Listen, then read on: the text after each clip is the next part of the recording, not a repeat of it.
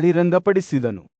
ಆತ್ಮದ ಶಾಂತಿಯಿಂದ ಅವನು ಈ ಯಶಸ್ಸನ್ನು ಸಾಧಿಸಿದ್ದನು ಮತ್ತು ಈಗ ಅವನು ಬ್ರಹ್ಮಾಂಡವನ್ನು ನೋಡುತ್ತಿರುವಾಗ ತಾನು ಮತ್ತೆ ಈ ಜಗತ್ತಿಗೆ ಮರಳಬೇಕಾಗಿಲ್ಲ ಎಂದು ಅವನಿಗೆ ತಿಳಿದಿತ್ತು. ಕೃಷ್ಣನ ಮಾತುಗಳು ವೈಶಾಖಾಯನನ ಕಥನದಲ್ಲಿ ಜೀವಂತವಾಗಿ ಪ್ರತಿಧ್ವನಿಸುತ್ತಾ ಬೇಸಿಗೆಯ ದಿನದಂದು ಸೌಮ್ಯವಾದ ಗಾಳಿಯಂತೆ ದ್ವಾರಕಾದ ಸಭಾಂಗಣಗಳಲ್ಲಿ ಪ್ರತಿಧ್ವನಿಸುತ್ತಿದ್ದವು.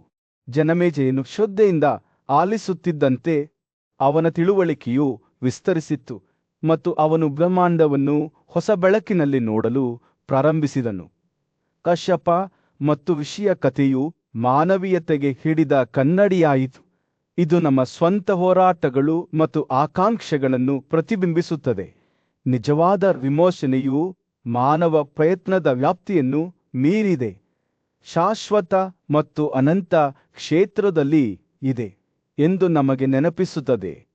ಪ್ರಶಾಂತ ಮತ್ತು ನೆಮ್ಮದಿಯ ವಾತಾವರಣದಲ್ಲಿ ವಾಸುದೇವನು ಪೂಜ್ಯ ಋಷಿಯಾದ ಬ್ರಾಹ್ಮಣನ ಬಳಿ ಹೋಗಿ ಗೌರವದಿಂದ ಅವನ ಪಾದಗಳನ್ನು ಮುಟ್ಟಿದನು. ತನ್ನ ಅಸಾಧಾರಣ ಬುದ್ಧಿವಂತಿಕೆಗೆ ಹೆಸರುವಾಸಿಯಾದ ಋಷಿಯನ್ನು ಶತಮಾನಗಳಿಂದ ಅನೇಕರನ್ನು ಗೊಂದಲಕ್ಕೀಡು ಮಾಡಿದ ಕೆಲವು ಅತ್ಯಂತ ಆಳವಾದ ಮತ್ತು ಸಂಕೀರ್ಣ ಪ್ರಶ್ನೆಗಳಿಗೆ ಉತ್ತರಿಸಲು ವಾಸುದೇವನು ಕೇಳಿದಂಥ ಈ ಪ್ರಶ್ನೆಗಳು ಜೀವನ ಮತ್ತು ಮರಣದ ರಹಸ್ಯಗಳ ಸುತ್ತುತ್ತಿದ್ದವು. ಮತ್ತು ಆತ್ಮ ಅಥವಾ ಜೀವವು ಹೇಗೆ ಒಂದು ದೇಹದಿಂದ ಇನ್ನೊಂದು ದೇಹಕ್ಕೆ ವಲಸೆ ಹೋಗುತ್ತಾನೆ. ಕುತೂಹಲ ಮತ್ತು ಜ್ಞಾನದ ಬಯಕೆಯಿಂದ ಪ್ರೇರೇಪಿಸಲ್ಪಟ್ಟ ಋಷಿ ಕಶ್ಯಪನು ಈ ಸಂಕೀರ್ಣ ಪ್ರಶ್ನೆಗಳನ್ನು ಬ್ರಾಹ್ಮಣನಿಗೆ ಕೇಳಿದನು. ಬ್ರಾಹ್ಮಣನು ತನ್ನ ವಿಶಾಲವಾದ ತಿಳುವಳಿಕೆ ಮತ್ತು ಅನುಭವದಿಂದ ಈ ವಿಷಯಗಳ ಬಗ್ಗೆ ವಾಸುದೇವನಿಗೆ ಜ್ಞಾನೋದಯವನ್ನು ನೀಡಲು ಒಪ್ಪಿಕೊಂಡನು. ಒಬ್ಬ ವ್ಯಕ್ತಿಯ ಜೀವಶಕ್ತಿಯನ್ನು ವ್ಯಯಿಸಿದಾಗ ಮತ್ತು ಅವರ ದೇಹವು ಅವುಗಳನ್ನು ಉಳಿಸಿಕೊಳ್ಳುವ ಸಾಮರ್ಥ್ಯವನ್ನು ಹೊಂದಿರದಿದ್ದಾಗ ಅವರು ಸ್ವಯಂ ವಿನಾಶಕಾರಿ ನಡವಳಿಕೆಗಳಲ್ಲಿ ತೊಡಗಲು ಪ್ರಾರಂಭಿಸುತ್ತಾರೆ ಎಂದು ವಿವರಿಸುವ ಮೂಲಕ ಋಷಿ ಪ್ರಾರಂಭಿಸಿದರು. ಅವರು ಅನಿಯಮಿತವಾಗಿ ತಿನ್ನಬಹುದು ಅಥವಾ ಅವರ ಯೋಗಕ್ಷೇಮಕ್ಕೆ ಹಾನಿಕರವಾದ ಆಹಾರವನ್ನು ಸೇವಿಸಬಹುದು. ಇದು ಅವರ ದೈಹಿಕ ಮತ್ತು ಮಾನಸಿಕ ಆರೋಗ್ಯದಲ್ಲಿ ಕುಸಿತಕ್ಕೆ ಕಾರಣವಾಗುತ್ತದೆ. ದೇಹವು ದುರ್ಬಲಗೊಳ್ಳುತ್ತಿದ್ದಂತೆ ವ್ಯಕ್ತಿಯು ಹೆಚ್ಚು ಅಜಾಗರೂಕನಾಗುತ್ತಾನೆ. ಆಗಾಗ್ಗೆ ಗಲ್ಲಿಗೇರಿಸುವಂತಹ ತೀವ್ರ ಕ್ರಮಗಳನ್ನು ಆಶ್ರಯಿಸುತ್ತಾನೆ. ದೇಹದೊಳಗಿನ ಶಾಖವು ಹೇಗೆ ಹೊರಹೊಮ್ಮುತ್ತದೆ ಮತ್ತು ಎಲ್ಲ ಪ್ರಮುಖ ಕಾರ್ಯಗಳನ್ನು ನಿಲ್ಲಿಸುತ್ತದೆ ಎಂಬುದನ್ನು ಬ್ರಾಹ್ಮಣನು ವಿವರಿಸಿದ್ದಾನೆ. ಜೀವಕ್ಕೆ ಅತ್ಯಗತ್ಯವಾದ ಗಾಳಿಯು ಹಿಂಸಾತ್ಮಕವಾಗುತ್ತದೆ ಮತ್ತು ದೇಹದ ಪ್ರತಿಯೊಂದು ಭಾಗವನ್ನು ಚುಚ್ಚುತ್ತದೆ. ಇದು ಅಪಾರ ನೋವಿಗೆ ಕಾರಣವಾಗುತ್ತದೆ. ಜೀವವು ತನ್ನ ಮರ್ತ್ಯ ಆವರಣವು ವಿಭಜನೆಗೊಳ್ಳುತ್ತದೆ ಎಂದು ಭಾವಿಸಿದಾಗ ಅದು ಜಾರಿಕೊಂಡು ನಿರ್ಜೀವ ಕವಚವನ್ನು ಬಿಟ್ಟು ಹೋಗುತ್ತದೆ. ಈ ಪ್ರಕ್ರಿಯೆಯು ವ್ಯಕ್ತಿಯ ಅಸ್ತಿತ್ವದುದ್ದಕ್ಕೂ ಪುನರಾವರ್ತನೆಯಾಗುತ್ತದೆ. ಪ್ರತಿ ಜನನ ಮತ್ತು ಮರಣವು ಅಪಾರವಾದ ನೋವಿನಿಂದ ಗುರುತಿಸಲ್ಪಡುತ್ತದೆ. ಬ್ರಾಹ್ಮಣರು ಈ ಅನುಭವವನ್ನು ಗರ್ಭದಲ್ಲಿರುವಾಗ ಅಥವಾ ಅದರಿಂದ ನಿರ್ಗಮಿಸುತ್ತಿರುವಾಗ ಹೋಲಿಸಿದ್ದಾರೆ. ಇವೆರಡೂ ಅತ್ಯಂತ ನೋವುಂಟು ಮಾಡುತ್ತವೆ. ದೇಹದೊಳಗಿನ ಗಾಳಿಯು ಶೀತದಿಂದ ಉತ್ತೇಜಿತವಾಗುತ್ತಿದ್ದಂತೆ ಅದು ದ್ರವ್ಯದ ಸಂಯೋಜನೆಯನ್ನು ಕರಗಿಸುತ್ತದೆ. ಜೀವವನ್ನು ಅದರ ಭೌತಿಕ ಸೆರೆಮನೆಯಿಂದ ಬಿಡುಗಡೆ ಮಾಡುತ್ತದೆ. ಒಬ್ಬ ವ್ಯಕ್ತಿಯು ಸತ್ತಾಗ ಅವರ ಪ್ರಜ್ಞೆ ಆರಿಹೋಗುತ್ತದೆ ಮತ್ತು ಅವರು ಶಾಖ, ಉಸಿರು, ಸೌಂದರ್ಯ ಮತ್ತು ಜಾಗೃತಿಯಿಂದ ನಿರ್ಗತಿಕರಾಗುತ್ತಾರೆ ಎಂದು ಋಷಿ ನಂತರ ವಿವರಿಸಿದರು. ಬ್ರಹ್ಮ ಅಥವಾ ದೈವಿಕತೆಯೊಂದಿಗಿನ ಅವರ ಸಂಪರ್ಕವು ಕಡಿದು ಹೋಗುತ್ತದೆ. ಇದು ಅವರನ್ನು ನಿರ್ಜೀವವಾಗಿಸುತ್ತದೆ. ಆದಾಗ್ಯೂ ನಾಶವಾಗುವುದು ಕೇವಲ ವ್ಯಕ್ತಿಯಲ್ಲ, ಅವರ ಸಂಗ್ರಹವಾದ ಕಾರ್ಯಗಳೂ ಸಹ ಅವರೊಂದಿಗೆ ಸೇರುತ್ತವೆ. ಕೆಲವು ಭಾಗಗಳಲ್ಲಿ ಒಟ್ಟುಗೂಡಿದ ಅಂಶಗಳ ಮೂಲಕ ಜೀವವು ದೇಹದೊಳಗೆ ಜೀವ ಉಸಿರಾಟವನ್ನು ಹೇಗೆ ಸೃಷ್ಟಿಸುತ್ತದೆ ಎಂಬುದನ್ನು ವಿವರಿಸುವ ಮೂಲಕ ಬ್ರಾಹ್ಮಣನು ಮುಂದುವರಿಸಿದನು. ಈ ಪ್ರಮುಖ ಭಾಗಗಳನ್ನು ಚುಚ್ಚಿದಾಗ ಜೀವವು ಮೇಲೇರುತ್ತದೆ ಮತ್ತು ಜೀವಂತ ಪ್ರಾಣಿಯ ಹೃದಯವನ್ನು ಪ್ರವೇಶಿಸುತ್ತದೆ. ಅನಿಮೇಷನ್ ತತ್ವವನ್ನು ವಿಳಂಬವಿಲ್ಲದೆ ನಿರ್ಬಂಧಿಸುತ್ತದೆ.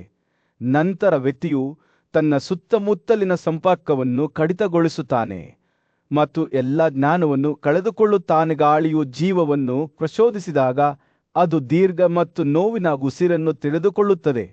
ಇದು ನಿರ್ಜೀವ ದೇಹವನ್ನು ನಡುಗಿಸುತ್ತದೆ.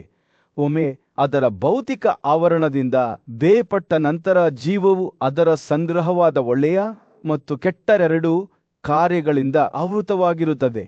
ಇದು ಅರ್ಹತೆ ಮತ್ತು ಪಾಪಗಳ ಶುಭ ಕಾರ್ಯಗಳಿಂದ ಸಜ್ಜುಗೊಂಡಿದೆ.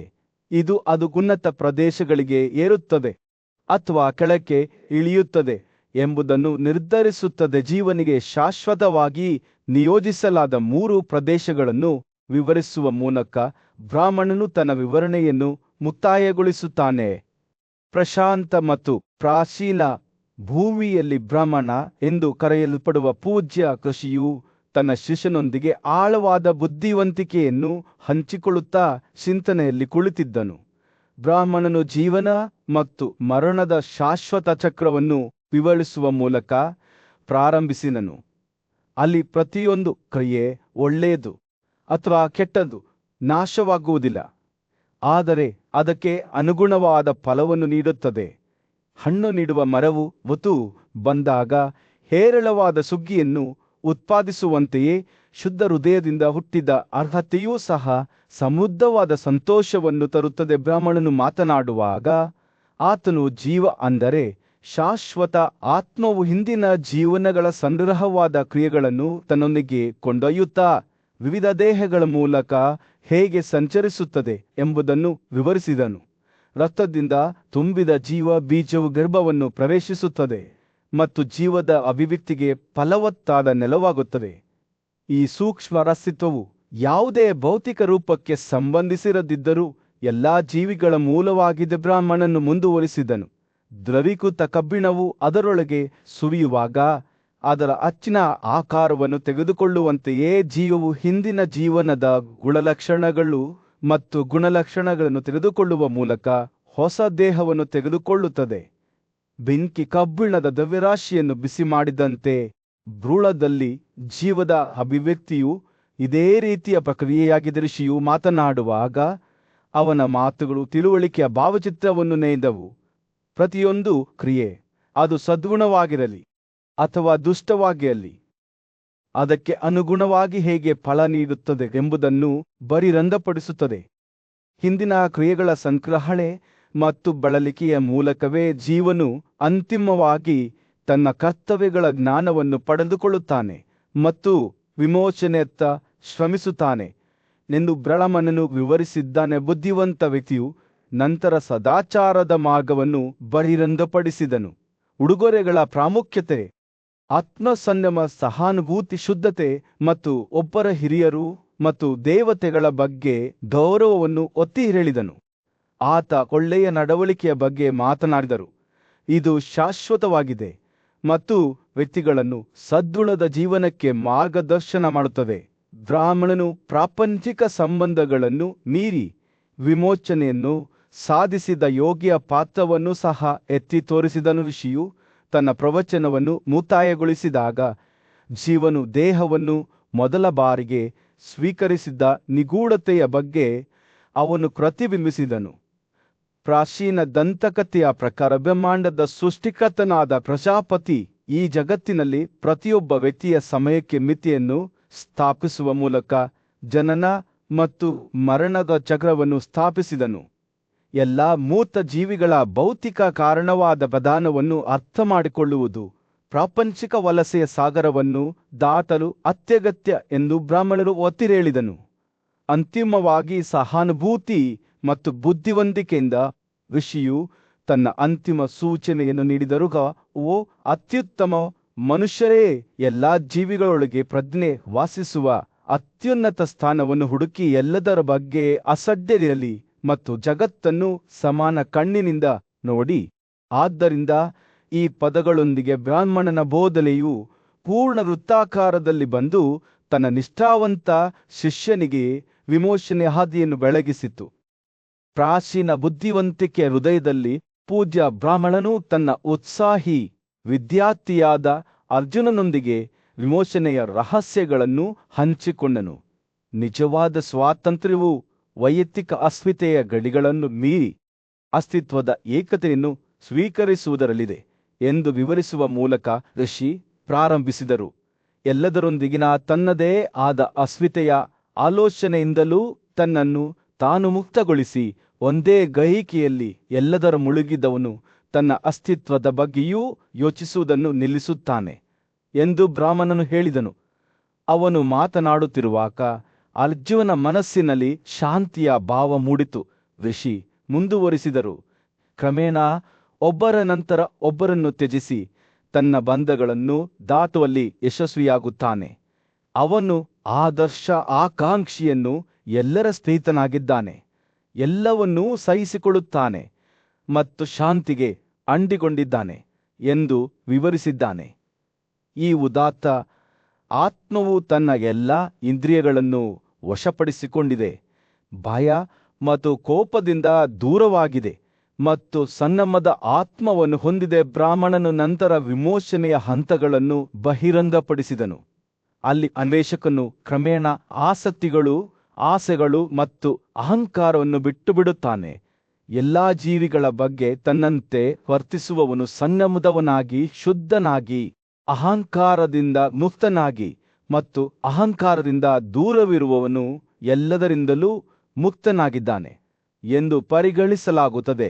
ಜೀವನ ಮತ್ತು ಮರಣ, ಸಂತೋಷ ಮತ್ತು ನೋವು, ಲಾಭ ಮತ್ತು ನಷ್ಟ, ಸಮ್ಮತಿಸುವ ಮತ್ತು ಒಪ್ಪಲಾಗದ ಸಮಾನ ಕಣ್ಣಿನೊಂದಿಗೆ ನೋಡಬೇಕು ಎಂದು ಋಷಿ ವಿವರಿಸಿದರು. ಅರ್ಜುನನು ಶ್ರದ್ಧೆಯಿಂದ ಆಲಿಸುತ್ತಿದ್ದಂತೆ ಬ್ರಾಹ್ಮಣನು ಅಂತಿಮ ಗುರಿಯನ್ನು ವಿವರಿಸಿದನು. ತನ್ನೊಳಗೆ ಪರಮ ಆತ್ಮವನ್ನು ನೋಡುವುದು ಅರ್ಹತೆ ಅಥವಾ ನ್ಯೂನತೆಗಳೆರಡನ್ನೂ ಪಡೆಯದವನು ಹಿಂದಿನ ಜನ್ಮಗಳಲ್ಲಿ ಸಂಗ್ರಹವಾದ ಗುಣಗಳು ಮತ್ತು ನ್ಯೂನತೆಗಳನ್ನು ತ್ಯಜಿಸುವವನು ಮುಕ್ತನಾಗುತ್ತಾನೆ ಎಂದು ಅವನು ಹೇಳಿದನು. ಒಬ್ಬ ವ್ಯಕ್ತಿಯು ಸಂಪೂರ್ಣ ಏಕಾಗ್ರತೆಯ ಸ್ಥಿತಿಯನ್ನು ಸಾಧಿಸಬೇಕು.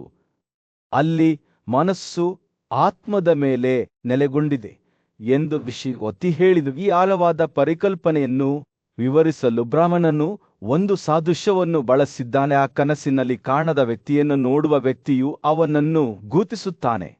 ಎಚ್ಚರವಾದ ನಂತರ ಅವನನ್ನು ನೋಡಿದಾಗ ಇವನೇ ಅವನು ಎಂದು ಹೇಳುತ್ತಾನೆ. ಅವನು ಆತ್ಮವನ್ನು ಸಚ್ಚರ ಮುಂಜಾದ ಬ್ಲೇಡ್ನಿಂದ ಹೊರತೆಗೆಯಲಾದ ನರಳುಕ್ತ ಪಿತ್ತೆ ಮತ್ತು ದೇಹವನ್ನು ಸಸ್ಯಕ್ಕೆ ಹೋಲಿಸುತ್ತಾನೆ. ಬ್ರಾಹ್ಮಣನು ನಂತರ ಯೋಗದ ರಹಸ್ಯಗಳನ್ನು ಹಂಚಿಕೊಂಡನು. ಅಲ್ಲಿ ಒಬ್ಬನು ಇಂದ್ರಿಯಗಳನ್ನು ಅವುಗಳ ವಸ್ತುಗಳಿಂದ ಹಿಂತೆರೆದುಕೊಳ್ಳುತ್ತಾನೆ ಮತ್ತು ಮನಸ್ಸನ್ನು ಆತ್ಮದ ಮೇಲೆ ಸ್ಥಿರಗೊಳಿಸುತ್ತಾನೆ. ಈ ಹಿಂದೆ ತೀವ್ರ ತಪಸ್ಸನ್ನು ಅನುಭವಿಸಿದ ನಂತರ ವಿಮೋಚನೆಗೆ ಕಾರಣವಾಗುವ ಮನಸ್ಸಿನ ಏಕಾಗ್ರತೆಯನ್ನು ಅಭ್ಯಾಸ ಮಾಡಬೇಕು ಎಂದು ಅವರು ಹೇಳಿದರು. ಈ ಅಭ್ಯಾಸದ ಮೂಲಕ ಅನ್ವೇಷಕನು ಸಂಪೂರ್ಣ ಏಕಾಗ್ರತೆ ಸ್ಥಿತಿಯನ್ನು ಸಾಧಿಸುತ್ತಾನೆ. ಅಲ್ಲಿ ಪರಮಾತ್ಮನು ತನ್ನೊಳಗೆ ಕಾಣುತ್ತಾನೆ. ಅರ್ಜುನನು ಶ್ರದ್ಧೆಯಿಂದ ಆಲಿಸುತ್ತಿದ್ದಂತೆ ಬ್ರಾಹ್ಮಣನು ಅಂತಿಮ ಪ್ರತಿಫಲವನ್ನು ಪ್ರಕಟಿಸಿದನು. ದೇಹದ ಧಾರಕನು ಯೋಗದಲ್ಲಿ ಆತ್ಮವನ್ನು ಸಮರ್ಪಕವಾಗಿ ನೋಡಿದಾಗ ಅವನ ಮೇಲೆ ಪ್ರಭುತ್ವ ಹೊಂದಿರುವವರು ಯಾರೂ ಇರುವುದಿಲ್ಲ, ಏಕೆಂದರೆ ಅವನು ನಂತರ 3 ಲೋಕಗಳ ಒಡೆಯನಾಗುತ್ತಾನೆ.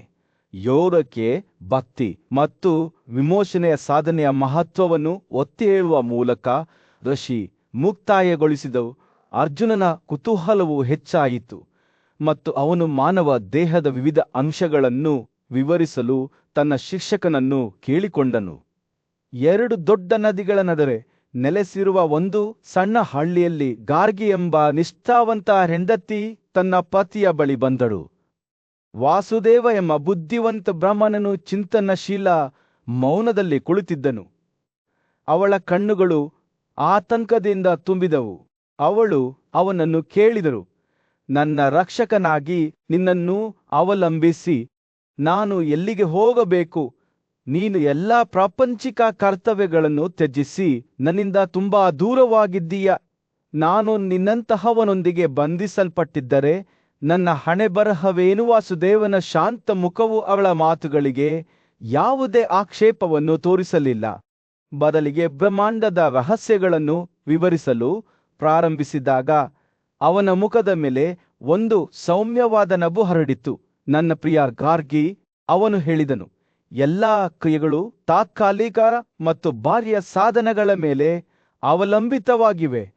ಬುದ್ಧಿವಂತರೂ ಸಹ ಇತರರ ಸಹಾಯದಿಂದ ಮಾತ್ರ ಕ್ರಿಯೆಗಳನ್ನು ಮಾಡಬಹುದು. ಕ್ರಿಯೆಯಿಂದ ಸ್ವಾತಂತ್ರ್ಯವು ಈ ಜಗತ್ತಿನಲ್ಲಿ ಅಸಾಧ್ಯವಾದ ಕನಸಾಗಿದೆ, ಏಕೆಂದರೆ ಪ್ರತಿಯೊಬ್ಬರೂ ತಮ್ಮ ಆಲೋಚನೆಗಳು, ಮಾತುಗಳು ಮತ್ತು ಕ್ರಿಯೆಗಳಿಂದ ಬಂಧಿಸಲ್ಪಟ್ಟಿದ್ದಾರೆ. ಅವನು ಮಾತನಾಡುವಾಗ ಅವನ ಕಣ್ಣುಗಳು ಅವರ ಸಣ್ಣ ಮನೆಯ ಮಿತಿಯನ್ನು ಮೀರಿ, ಮರ್ತ್ಯ ಇಂದ್ರಿಯಗಳ ವ್ಯಾಪ್ತಿಯನ್ನು ಮೀರಿದ ಒಂದು ಕ್ಷೇತ್ರದಲ್ಲಿ ನೋಡುತ್ತಿರುವಂತೆ ತೋರುತ್ತಿತ್ತು. ಪ್ರತಿಯೊಂದು ಜೀವಂತ ವಸ್ತುವಿನ ಹೃದಯದಲ್ಲಿ ಬಾಹ್ಯ ಪ್ರಪಂಚದಿಂದ ಮುಟ್ಟದ ಆತ್ಮದ ಆಸನವಿದೆ ಎಂದು ಅವನು ಮುಂದುವರಿಸಿದನು. ಅಲ್ಲಿ ಬ್ರಹ್ಮನು ವಾಸಿಸುತ್ತಾನೆ. ಅತೀಂದ್ರಿಯ ಮತ್ತು ಎಲ್ಲಾ ದ್ವಂದ್ವತೆಗಳನ್ನು ಮೀರಿ ಸೋಮ ಮತ್ತು ಅಗ್ನಿ ಜೊತೆಗೆ ತಿಳುವಳಿಕೆಯನ್ನು ಪ್ರಚೋದಿಸುವ ಎಂದೆಂದಿಗೂ ಇರುವ ಶಕ್ತಿಯಾದ ವಾಯುವಾಗಿ ತನ್ನ ಗಂಡನ ಮಾತುಗಳನ್ನು ಶ್ರದ್ಧೆಯಿಂದ ಆಲಿಸಿದಳು. ಆಕೆಯ ಕುತೂಹಲವು ತನ್ನ ಗಂಡನ ಮಾತುಗಳಿಂದ ಉಬ್ಬಿಕೊಂಡಿತು. ವಾಸುದೇವನು ವಿವರಿಸಿದನು, ಆ ಆಸನವು ಸ್ವತಃ ಮಹಾನ್ ಬ್ರಹ್ಮ ಮತ್ತು ಯೋಗಕ್ಕೆ ತಮ್ಮ ಜೀವನವನ್ನು ಮುಡಿಪಾಗಿಟ್ಟವರು ಸೇರಿದಂತೆ ಎಲ್ಲಾ ಸಾಧಕರ ಅಂತಿಮ ಗುರಿಯಾಗಿದೆ. ಇದು ನಮ್ಮ ಇಂದ್ರಿಯಗಳ ಮೂಲಕ ಗ್ರಹಿಸಬಹುದಾದ ವಿಷಯವಲ್ಲ, ಸ್ಪರ್ಶಿಸುವ ಅಥವಾ ರುಚಿ ನೋಡುವ ವಿಷಯವಲ್ಲ. ಅದು ಮನಸ್ಸಿನ ಮೂಲಕ ಮಾತ್ರ ಪ್ರವೇಶಿಸಬಹುದು. ಅವರು ಮಾತನಾಡುವಾಗ ಒಂದು ದರ್ಶನವು ಅವರ ಮುಂದೆ ತೆರೆದುಕೊಳ್ಳುವಂತೆ ತೋರುತ್ತಿತ್ತು. ಬ್ರಹ್ಮಾಂಡವೇ ಅದರ ಸಂಕೀರ್ಣವಾದ ಜೀವನ ಕುಸಿರಾಟಗಳ ಜಾಲದೊಂದಿಗೆ ಅಕಾರಣ, ಅಪಾನ, ಸಮಾನ, ವ್ಯಾನ ಮತ್ತು ಉದಾನ ಈ ಜೀವಶಕ್ತಿಗಳು ಅಸ್ತಿತ್ವದ ಹೃದಯದಿಂದ ಹರಿಯುತ್ತಿದ್ದವು. ಎಲ್ಲಾ ಜೀವಿಗಳನ್ನು ಪೋಷಿಸುತ್ತಿದ್ದವು. ಅವು ಪ್ರತಿಯೊಬ್ಬ ವ್ಯಕ್ತಿಯೊಳಗೆ ಚಲಿಸುತ್ತಿದ್ದರೂ ಸಹ. ಈ ರೀತಿಯಲ್ಲಿ ವಾಸುದೇವನು ಹೇಳಿದನು, ಎಲ್ಲಾ ಸೃಷ್ಟಿಯು ಆ ಕೇಂದ್ರ ಅಗ್ನಿಯಿಂದ ಹುಟ್ಟುತ್ತದೆ. ಅಲ್ಲಿ ಬ್ರಹ್ಮಾಂಡವು ಪ್ರತಿ ಕ್ಷಣವೂ ಹೊಸದಾಗಿ ಜನಿಸುತ್ತದೆ. ಬ್ರಾಹ್ಮಣನ ಮಾತುಗಳು ದಾರ್ಗೆಯ ಮನಸ್ಸು ಮತ್ತು ಹೃದಯವನ್ನು ಜಾಗೃತಗೊಳಿಸಿದಂತೆ ಕಾಣುವ ಒಂದು ಎದ್ದು ಕಾಣುವ ಚಿತ್ರಣವನ್ನು ಚಿತ್ರಿಸಿದವು. ಅವಳು ಎಲ್ಲದರ ಪರಸ್ಪರ ಸಂಪರ್ಕವನ್ನು, ಜೀವನ ಮತ್ತು ಮರಣದ ಶಾಶ್ವತ ನೃತ್ಯವನ್ನು ಮತ್ತು ಅವರ ಜಗತ್ತನ್ನು ನಿಯಂತ್ರಿಸುವ ನಿಗೂಢ ಶಕ್ತಿಗಳನ್ನು ನೋಡಿದಳು. ಅವಳು ಕೇಳುತ್ತಿದ್ದಂತೆ ಅವಳ ತಿಳುವಳಿಕೆ ಗಾಢವಾಯಿತು ಮತ್ತು ಅದರೊಂದಿಗೆ ತನ್ನ ಗಂಡನ ಮೇಲಿನ ಅವಳ ಪ್ರೀತಿ ಮತ್ತು ಅವನು ಬಹಿರಂಗಪಡಿಸಿದ ನಿಗೂಢತೆಗಳು. ಈ ರೀತಿಯಾಗಿ ವಾಸುದೇವನ ಬೋಧನೆಗಳು ಜ್ಞಾನೋದಯದ ಹಾದಿಯನ್ನು ಬೆಳಗಿಸಿದವು. ಗಾರ್ಗಿಗೆ ಅಸ್ತಿತ್ವದ ಸಂಕೀರ್ಣ ಜಾಲದ ಬಗ್ಗೆ ಆಳವಾದ ಮೆಚ್ಚುಗೆಯತ್ತ ಮಾರ್ಗದರ್ಶನ ನೀಡಿದವು ಮತ್ತು ಅವರು ಚಿಂತನಶೀಲ ಮೌನದಲ್ಲಿ ಒಟ್ಟಿಗೆ ಕುಳಿತಾಗ ಅವರ ಹೃದಯಗಳು ಒಂದಾಗಿ ಎಲ್ಲಾ ಜೀವಿಗಳು ಸಂಪರ್ಕಗೊಂಡಿವೆ ಮತ್ತು ಅಂತಿಮ ಸತ್ಯವು ನಶ್ವರ ಗ್ರಹಿಕೆಗೆ ಮೀರಿದೆ ಎಂಬ ಹಂಚಿಕೆಯ ತಿಳುವಳಿಕೆಯಿಂದ ಒಗ್ಗೂಡಿದವು. ಪ್ರಶಾಂತ ವಾತಾವರಣದಲ್ಲಿ ಬ್ರಾಹ್ಮಣನು ತನ್ನ ಹೆಂಡತಿಯೊಂದಿಗೆ ಕುಳಿತು ಅಸ್ತಿತ್ವದ ರಹಸ್ಯಗಳ ಬಗ್ಗೆ ಆಳವಾದ ಚರ್ಚೆಯಲ್ಲಿ ತೊಡಗಿದ್ದನು. ಬ್ರಾಹ್ಮಣನು ಒಂದು ಪ್ರಾಚೀನ ಕಥೆಯನ್ನು ಹಂಚಿಕೊಳ್ಳಲು ಪ್ರಾರಂಭಿಸಿದನು. ಬ್ರಹ್ಮಾಂಡವು 10 ಪವಿತ್ರ ಬೆಂಕಿಗಳಿಂದ ನಿಯಂತ್ರಿಸಲ್ಪಟ್ಟಿದೆ ಎಂದು ವಿವರಿಸಿದನು. ಪ್ರತಿಯೊಂದು ಮಾನವ ಅನುಭವದ ವಿಭಿನ್ನ ಅಂಶವನ್ನು ಪ್ರತಿನಿಧಿಸುತ್ತದೆ. ಈ ಬೆಂಕಿಗಳು ಮನಸ್ಸಿನಿಂದ ಉತ್ತೇಜಿಸಲ್ಪಟ್ಟವು. ಅದು ಲೇಡನಂತೆ ಕಾರ್ಯನಿರ್ವಹಿಸಿತು. ಜ್ಞಾನ ಮತ್ತು ತಿಳುವಳಿಕೆಯ ದೀಪಗಳನ್ನು ಜ್ವಾಲೆಗಳಲ್ಲಿ ಸುರಿಯಿತು. ಬ್ರಹ್ಮಣನ ಹೆಂಡತಿಯು ಆ ಕಥೆಯನ್ನು ಶ್ರದ್ಧೆಯಿಂದ ಆಲಿಸಿದಳು. ಆಕೆಯ ಕುತೂಹಲವು ಕಥೆಯಿಂದ ಉಬ್ಬಿಕೊಂಡಿತು. ಮನಸ್ಸಿನ ಮುಂದೆ ಪದ ಅಥವಾ ವೇದ ಏಕೆ ಹುಟ್ಟಿತು ಮತ್ತು ಕನಸಿನ ನಿದ್ದೆಯಲ್ಲಿ ಪ್ರಾಣ ಜೀವಶಕ್ತಿ ಸ್ವತಂತ್ರವಾಗಿ ಕಾರ್ಯನಿರ್ವಹಿಸಲು ಹೇಗೆ ಸಾಧ್ಯ ಎಂದು ಅವಳು ಕೇಳಿದಳು. ಬ್ರಾಹ್ಮಣನು ಈ ಪ್ರಶ್ನೆಗಳನ್ನು ಯೋಚಿಸಿದನು. ಅವನು ಪ್ರಾಚೀನ ಬುದ್ಧಿವಂತಿಕೆಯಿಂದ ಮಾರ್ಗದರ್ಶನ ಪಡೆಯುತ್ತಿದ್ದಾಗ ಅವನ ಕಣ್ಣುಗಳು ಮುಚ್ಚಿದ್ದವು. ಅವನು ತನ್ನ ಕಣ್ಣುಗಳನ್ನು ತೆರೆದಾಗ ಒಂದು ಸೌಮ್ಯವಾದ ನಗು ಅವನ ಮುಖದ ಮೇಲೆ ಹರಡಿತು. ಅದ ಮತ್ತು ಮನಸ್ಸಿನ ನಡುವಿನ ಸಂವಾದವನ್ನು ಅವನು ವಿವರಿಸಲು ಪ್ರಾರಂಭಿಸಿದನು. ಅವರು ಒಮ್ಮೆ ದೊರೆದ ಆತ್ಮವನ್ನು ಸಂಪರ್ಕಿಸಿ ಅವುಗಳ ಸಾಪೇಕ್ಷ ಪ್ರಾಮುಖ್ಯತೆಯ ಬಗ್ಗೆ ಸ್ಪಷ್ಟೀಕರಣವನ್ನು ಕೋರಿದರು. ಆತ್ಮವು ಮನಸ್ಸು ಶ್ರೇಷ್ಠವಾಗಿದೆ ಎಂದು ಘೋಷಿಸಿತು, ಏಕೆಂದರೆ ಅದು ಆಸಕ್ತಿಯಿಲ್ಲದೆ ಜಗತ್ತನ್ನು ಗ್ರಹಿಸುವ ಸಾಮರ್ಥ್ಯವನ್ನು ಹೊಂದಿದೆ. ಪದವು ಈ ತಿಳುವಳಿಕೆಗೆ ಶರಣಾಯಿತು. ತನ್ನ ಕೀಳುತನವನ್ನು ಒಪ್ಪಿಕೊಂಡಿತು. ಬ್ರಾಹ್ಮಣನು ತನ್ನ ಕಥೆಯನ್ನು ಮುಂದುವರಿಸುವಾಗ ಅವನ ಹೆಂಡತಿಯು ಶ್ರದ್ಧೆಯಿಂದ ಆಲಿಸುತ್ತಿದ್ದಳು. ಅವನು 2 ಮನಸ್ಸುಗಳ ಬಗ್ಗೆ ಮಾತನಾಡುತ್ತಿದ್ದಳು. ಒಂದು ಅಸಲ ಮತ್ತು ದೈವಿಕತೆಗೆ ಸಂಬಂಧಿಸಿದೆ, ಇನ್ನೊಂದು ಚಲಿಸಬಲ್ಲ ಮತ್ತು ಬಾಹ್ಯ ಜಗತ್ತಿಗೆ ಸಂಬಂಧಿಸಿದೆ. ಚಲಿಸಬಲ್ಲ ಮನಸ್ಸು ಶ್ರೇಷ್ಠವಾಗಿದೆ ಎಂದು ಬ್ರಾಹ್ಮಣನು ಹೇಳಿಕೊಂಡನು, ಏಕೆಂದರೆ ಅದು ವಿವಿಧ ರೂಪಗಳಲ್ಲಿ ಪ್ರಕಟವಾಗುತ್ತದೆ. ಕಮಂತ್ರ, ಅಕ್ಷರ ಅಥವಾ ಧ್ವನಿಯಾಗಿ ಚರ್ಚೆಯು ತೆರೆದುಕೊಳ್ಳುತ್ತಿದ್ದಂತೆ ಬ್ರಾಹ್ಮಣನ ಹೆಂಡತಿಯು ಪ್ರಾಣ ಮತ್ತು ಅಪಾಣ, ಜೀವಶಕ್ತಿ ಮತ್ತು ಪ್ರಾಣಶಕ್ತಿ ನಡುವೆ ವಾಸಿಸುತ್ತಿದ್ದ ದೇವಿಯ ಪದದ ಬಗ್ಗೆ ಕೇಳಿದಳು. ಅವಳು ಒಮ್ಮೆ ಪ್ರಾಣನಿಂದ ಬೇರ್ಪಟ್ಟು ಪ್ರಜಾಪತಿಯ ಬಳಿಗೆ ಓಡಿ ಹೋದಳು, ಆದರೆ ಅಂತಿಮವಾಗಿ ಜೀವಶಕ್ತಿಯಿಂದ ಪುನಃಸ್ಥಾಪಿಸಲ್ಪಟ್ಟಳು. ಬ್ರಾಹ್ಮಣನು ಪದವು 2 ರೂಪಗಳಲ್ಲಿ ಹರಿಯಿತು ಎಂದು ವಿವರಿಸಿದನು. ಒಂದು ಉಚ್ಚಾರಣೆಯೊಂದಿಗೆ, ಇನ್ನೊಂದು ಇಲ್ಲದೆ. ಎರಡನೆಯದು ಶ್ರೇಷ್ಠವಾಗಿದೆ, ಏಕೆಂದರೆ ಅದು ವೈವಿಧ್ಯಮಯ ಅರ್ಥಗಳನ್ನು ನೀಡಿತು ಮತ್ತು ಶಾಶ್ವತ ವಿಮೋಚನೆ ಬಗ್ಗೆ ಮಾತನಾಡಿತು. ಬ್ರಾಹ್ಮಣನ ಹೆಂಡತಿಯು ಅಸ್ತಿತ್ವದ ನಿಗೂಢತೆಗಳ ಬಗ್ಗೆ ಹೆಚ್ಚಿನ ಒಳನೋಟವನ್ನು ಹುಡುಕುತ್ತಾ ಮುಂದೆ ಸಾಗಿದಳು. ಮಾತನಾಡಲು ಪ್ರೇರೇಪಿಸಿದರೂ ಯಾವುದೇ ಪದಗಳನ್ನು ಹೊರತರಲು ಸಾಧ್ಯವಾಗದಿದ್ದಾಗ ದೇವಿಯ ಪದವು ಏನು ಹೇಳಿದೆ ಎಂದು ಅವಳು ಕೇಳಿದಳು. ಪ್ರಾಚೀನ ಬುದ್ಧಿವಂತಿಕೆಯಿಂದ ಹೊಳೆಯುತ್ತಿದ್ದ ಅವನ ಕಣ್ಣುಗಳು ತಿಳಿದಂತೆ ಬ್ರಾಹ್ಮಣನು ಮುಗುಳ್ನಕ್ಕನು ಮೌನವಾದ ಧ್ವನಿಯಲ್ಲಿ ಪ್ರಾಣನು ದೇಹದಲ್ಲಿ ಪದವನ್ನು ಹೇಗೆ ಸೃಷ್ಟಿಸಿದನು, ನಂತರ ಅದನ್ನು ಉದಾನವಾಗಿ ಪರಿವರ್ತಿಸಿದನು ಮತ್ತು ದೇಹದಿಂದ ಹೊರಬಂದನು, ಎಲ್ಲಾ ಕೋಣೆಗಳನ್ನು ಆವರಿಸಿದರು ಎಂಬುದನ್ನು ವಿವರಿಸಿದನು. ಅವರು ಮಾತನಾಡುವಾಗ ಗಾಳಿಯು ಬೇರೆ ಪ್ರಾಪಂಚಿಕ ಶಕ್ತಿಯಿಂದ ದಪ್ಪವಾಗುತ್ತಿರುವಂತೆ ತೋರುತ್ತಿತ್ತು. ವಾಸ್ತವದ ಬಟ್ಟೆಯನ್ನು ಬಹಿರಂಗಪಡಿಸಿದಂತೆ ಬ್ರಾಹ್ಮಣನ ಹೆಂಡತಿಯು ವಿಸ್ಮಯದಿಂದ ಆಲಿಸಿದಳು. ಅವಳೊಂದಿಗೆ ಹಂಚಿಕೊಂಡ ರಹಸ್ಯಗಳಿಂದ ಅವಳ ಮನಸ್ಸು ವಿಸ್ತರಿಸಿತು. ಈ ಪವಿತ್ರ ಸ್ಥಳದಲ್ಲಿ ಆತ್ಮ ಮತ್ತು ಬ್ರಹ್ಮಾಂಡದ ನಡುವಿನ ಗಡಿಗಳು ಕರಗಿದವು. ಪದಗಳು ಮತ್ತು ಪರಿಕಲ್ಪನೆಗಳನ್ನು ಮೀರಿದ ಆಳವಾದ ಪರಸ್ಪರ ಸಂಪರ್ಕವನ್ನು ಬಹಿರಂಗಪಡಿಸಿದವು. ಚರ್ಚೆಯು ಮುಕ್ತಾಯಗೊಳ್ಳುತ್ತಿದ್ದಂತೆ ದಂಪತಿಗಳು ಮೌನವಾಗಿ ಕುಳಿತಿದ್ದರು.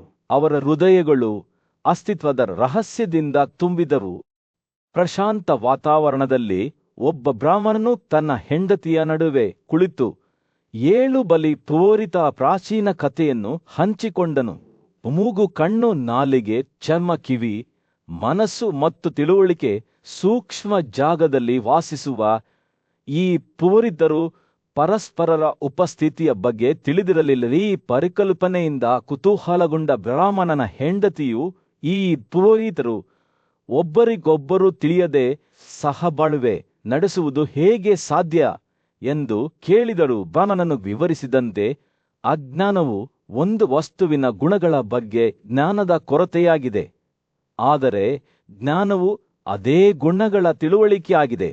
ಪ್ರತಿಯೊಬ್ಬ ಪುರೋಹಿತನು ಇತರರ ಗುಣಲಕ್ಷಣಗಳನ್ನು ಅರ್ಥ ಮಾಡಿಕೊಳ್ಳಲು ವಿಫಲನಾಗಿದ್ದಾನೆ. ಮೂಗು ಮಾತ್ರ ವಾಸನೆಯನ್ನು ಗ್ರಹಿಸಬಲ್ಲದು, ಕಣ್ಣು ಮಾತ್ರ ಬಣ್ಣಗಳನ್ನು ನೋಡಬಲ್ಲದು ಮತ್ತು ಚರ್ಮವು ಮಾತ್ರ ಸ್ಪರ್ಶದ ಸಂವೇದನೆಗಳನ್ನು ಅನುಭವಿಸಬಲ್ಲದು.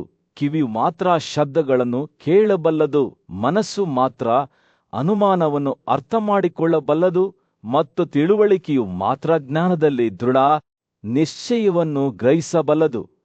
ಆದರೂ ತಮ್ಮ ಮಿತಿಗಳ ಹೊರತಾಗಿಯೂ ಪ್ರತಿಯೊಬ್ಬ ಅರ್ಚಕರು ತಾವು ಕಾರ್ಯನಿರ್ವಹಿಸಲು ಒಬ್ಬರನ್ನೊಬ್ಬರು ಅವಲಂಬಿಸಿರುವುದನ್ನು ಒಪ್ಪಿಕೊಂಡರು. ಬ್ರಾಹ್ಮಣನ ಮಾತುಗಳು ಗಾಳಿಯಲ್ಲಿ ತೂಗಾಡುತ್ತಿರುವಾಗ ಮನಸ್ಸು ಸ್ವತಃ ಮಾತನಾಡುತ್ತಾ ಇತರ ಎಲ್ಲಾ ಪುರೋಹಿತರ ಮೇಲೆ ತನ್ನ ಪ್ರಾಬಲ್ಯವನ್ನು ಪ್ರತಿಪಾದಿಸಿತು.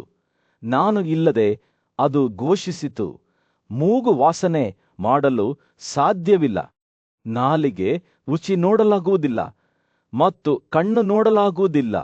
ಮನಸ್ಸು ಅವುಗಳೆಲ್ಲದರಲ್ಲಿ ಶಾಶ್ವತ ಮತ್ತು ಅಗ್ರಗಣ್ಯ ಅಂಶವಾಗಿದೆ ಎಂದು ಹೇಳಿಕೊಳ್ಳುತ್ತದೆ. ಇದು ಅವರ ಅಸ್ತಿತ್ವಕ್ಕೆ ಅತ್ಯಗತ್ಯವಾಗಿದೆ. ಇಂದ್ರಿಯಗಳು ಆದಾಗ್ಯೂ ಮನಸ್ಸಿನ ಹೆಗ್ಗಳಿಕೆಯನ್ನು ನಿರಾಕರಿಸಿದವು.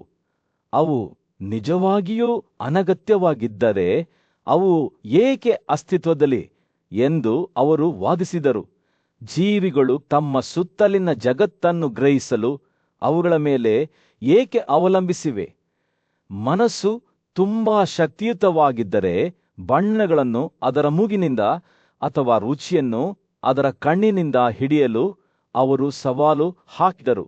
ಇಂದ್ರಿಯಗಳು ದುರ್ಬಲರಿಗೆ ಮಾತ್ರ ನಿಯಮಗಳು ಮತ್ತು ಮಾರ್ಗಸೂಚಿಗಳು ಬೇಕಾಗುತ್ತವೆ ಎಂದು ಹೇಳಿಕೊಂಡವು. ಶಕ್ತಿಯುತವಲ್ಲ ಮನಸ್ಸು ಮತ್ತು ಇಂದ್ರಿಯಗಳ ನಡುವಿನ ಚರ್ಚೆಯು ತೆರೆದುಕೊಳ್ಳುತ್ತಿದ್ದಂತೆ ಬ್ರಾಹ್ಮಣನ ಹೆಂಡತಿಯು ಶ್ರದ್ಧೆಯಿಂದ ಆಲಿಸಿದಳು. ಇಂದ್ರಿಯಗಳು ಹೇಗೆ ಕಾರ್ಯನಿರ್ವಹಿಸಲು ಪರಸ್ಪರರ ಮೇಲೆ ಅವಲಂಬಿತವಾಗಿವೆ ಎಂಬುದಕ್ಕೆ ಅವಳು ಸಾಕ್ಷಿಯಾಗಿದ್ದಳು. ಆದರೂ ಪ್ರತಿಯೊಬ್ಬರೂ ಇತರರ ಗುಣಲಕ್ಷಣಗಳ ಬಗ್ಗೆ ತಿಳಿದಿರಲಿಲ್ಲ. ಈ ಪ್ರಾಚೀನ ನಿರೂಪಣೆಯಲ್ಲಿ ಅವಳು ತನ್ನೊಳಗಿನ ಮತ್ತು ತನ್ನ ಸುತ್ತಲಿನ ಪ್ರಪಂಚದ ಸಂಕೀರ್ಣ ಸಂಬಂಧಗಳ ಪ್ರತಿಬಿಂಬವನ್ನು ಕಂಡಳು. ಇಂದ್ರಿಯಗಳಿಲ್ಲದೆ ಯಾವುದೇ ಗ್ರಹಿಕೆ ಅಥವಾ ಸಂತೋಷವು ಮನಸ್ಸಿಗೆ ಬರಲು ಸಾಧ್ಯವಿಲ್ಲ ಎಂದು ಹೇಳುವ ಮೂಲಕ ಬ್ರಾಹ್ಮಣನು ತನ್ನ ಕಥೆಯನ್ನು ಮುಕ್ತಾಯಗೊಳಿಸಿದನು. ಏಕೆಂದರೆ ಅವು ಬಿಡಿಸಿಕೊಳ್ಳಲಾಗದಷ್ಟು ಸಂಬಂಧ ಹೊಂದಿವೆ. ಪ್ರಶಾಂತ ಮತ್ತು ನೆಮ್ಮದಿಯ ವಾತಾವರಣದಲ್ಲಿ ಬ್ರಾಹ್ಮಣನು ತನ್ನ ಹೆಂಡತಿಯೊಂದಿಗೆ ಕುಳಿತು ಜೀವನದ ರಹಸ್ಯಗಳ ಬಗ್ಗೆ ಆಳವಾದ ಸಂಭಾಷಣೆಯಲ್ಲಿ ನಿರತನಾಗಿದ್ದನು. ಬ್ರಾಹ್ಮಣನ ಮಾತುಗಳು ಬೇಸಿಗೆಯ ದಿನದಂದು ಸೌಮ್ಯವಾದ ಗಾಳಿಯಂತೆ ಇದ್ದವು. ಕೇಳುಗನನ್ನು ಪ್ರಾಪಂಚಿಕ ಪ್ರದೇಶವನ್ನು ಮೀರಿದ ಪ್ರದೇಶಕ್ಕೆ ಕರೆದೊಯ್ಯುತ್ತಿದ್ದವು. ಈ ಸಂಬಂಧದಲ್ಲಿ ಅವರು ಹೇಳಿದರು, ಓ ಧನ್ಯ ಮಹಿಳೆ, 5 ತ್ಯಾಗ ಮಾಡುವ ಪುರೋಹಿತರ ಸಂಸ್ಥೆಯು ಯಾವ ರೀತಿಯದ್ದಾಗಿದೆ ಎಂಬುದರ ಪ್ರಾಚೀನ ಕಥೆಯನ್ನು ಉಲ್ಲೇಖಿಸಲಾಗಿದೆ. ಅವನ ಹೆಂಡತಿಯು ಕುತೂಹಲದಿಂದ ಆಲಿಸಿದಳು. ಅವಳ ಕಣ್ಣುಗಳು ಕುತೂಹಲದಿಂದ ಹೊಳೆಯುತ್ತಿದ್ದವು.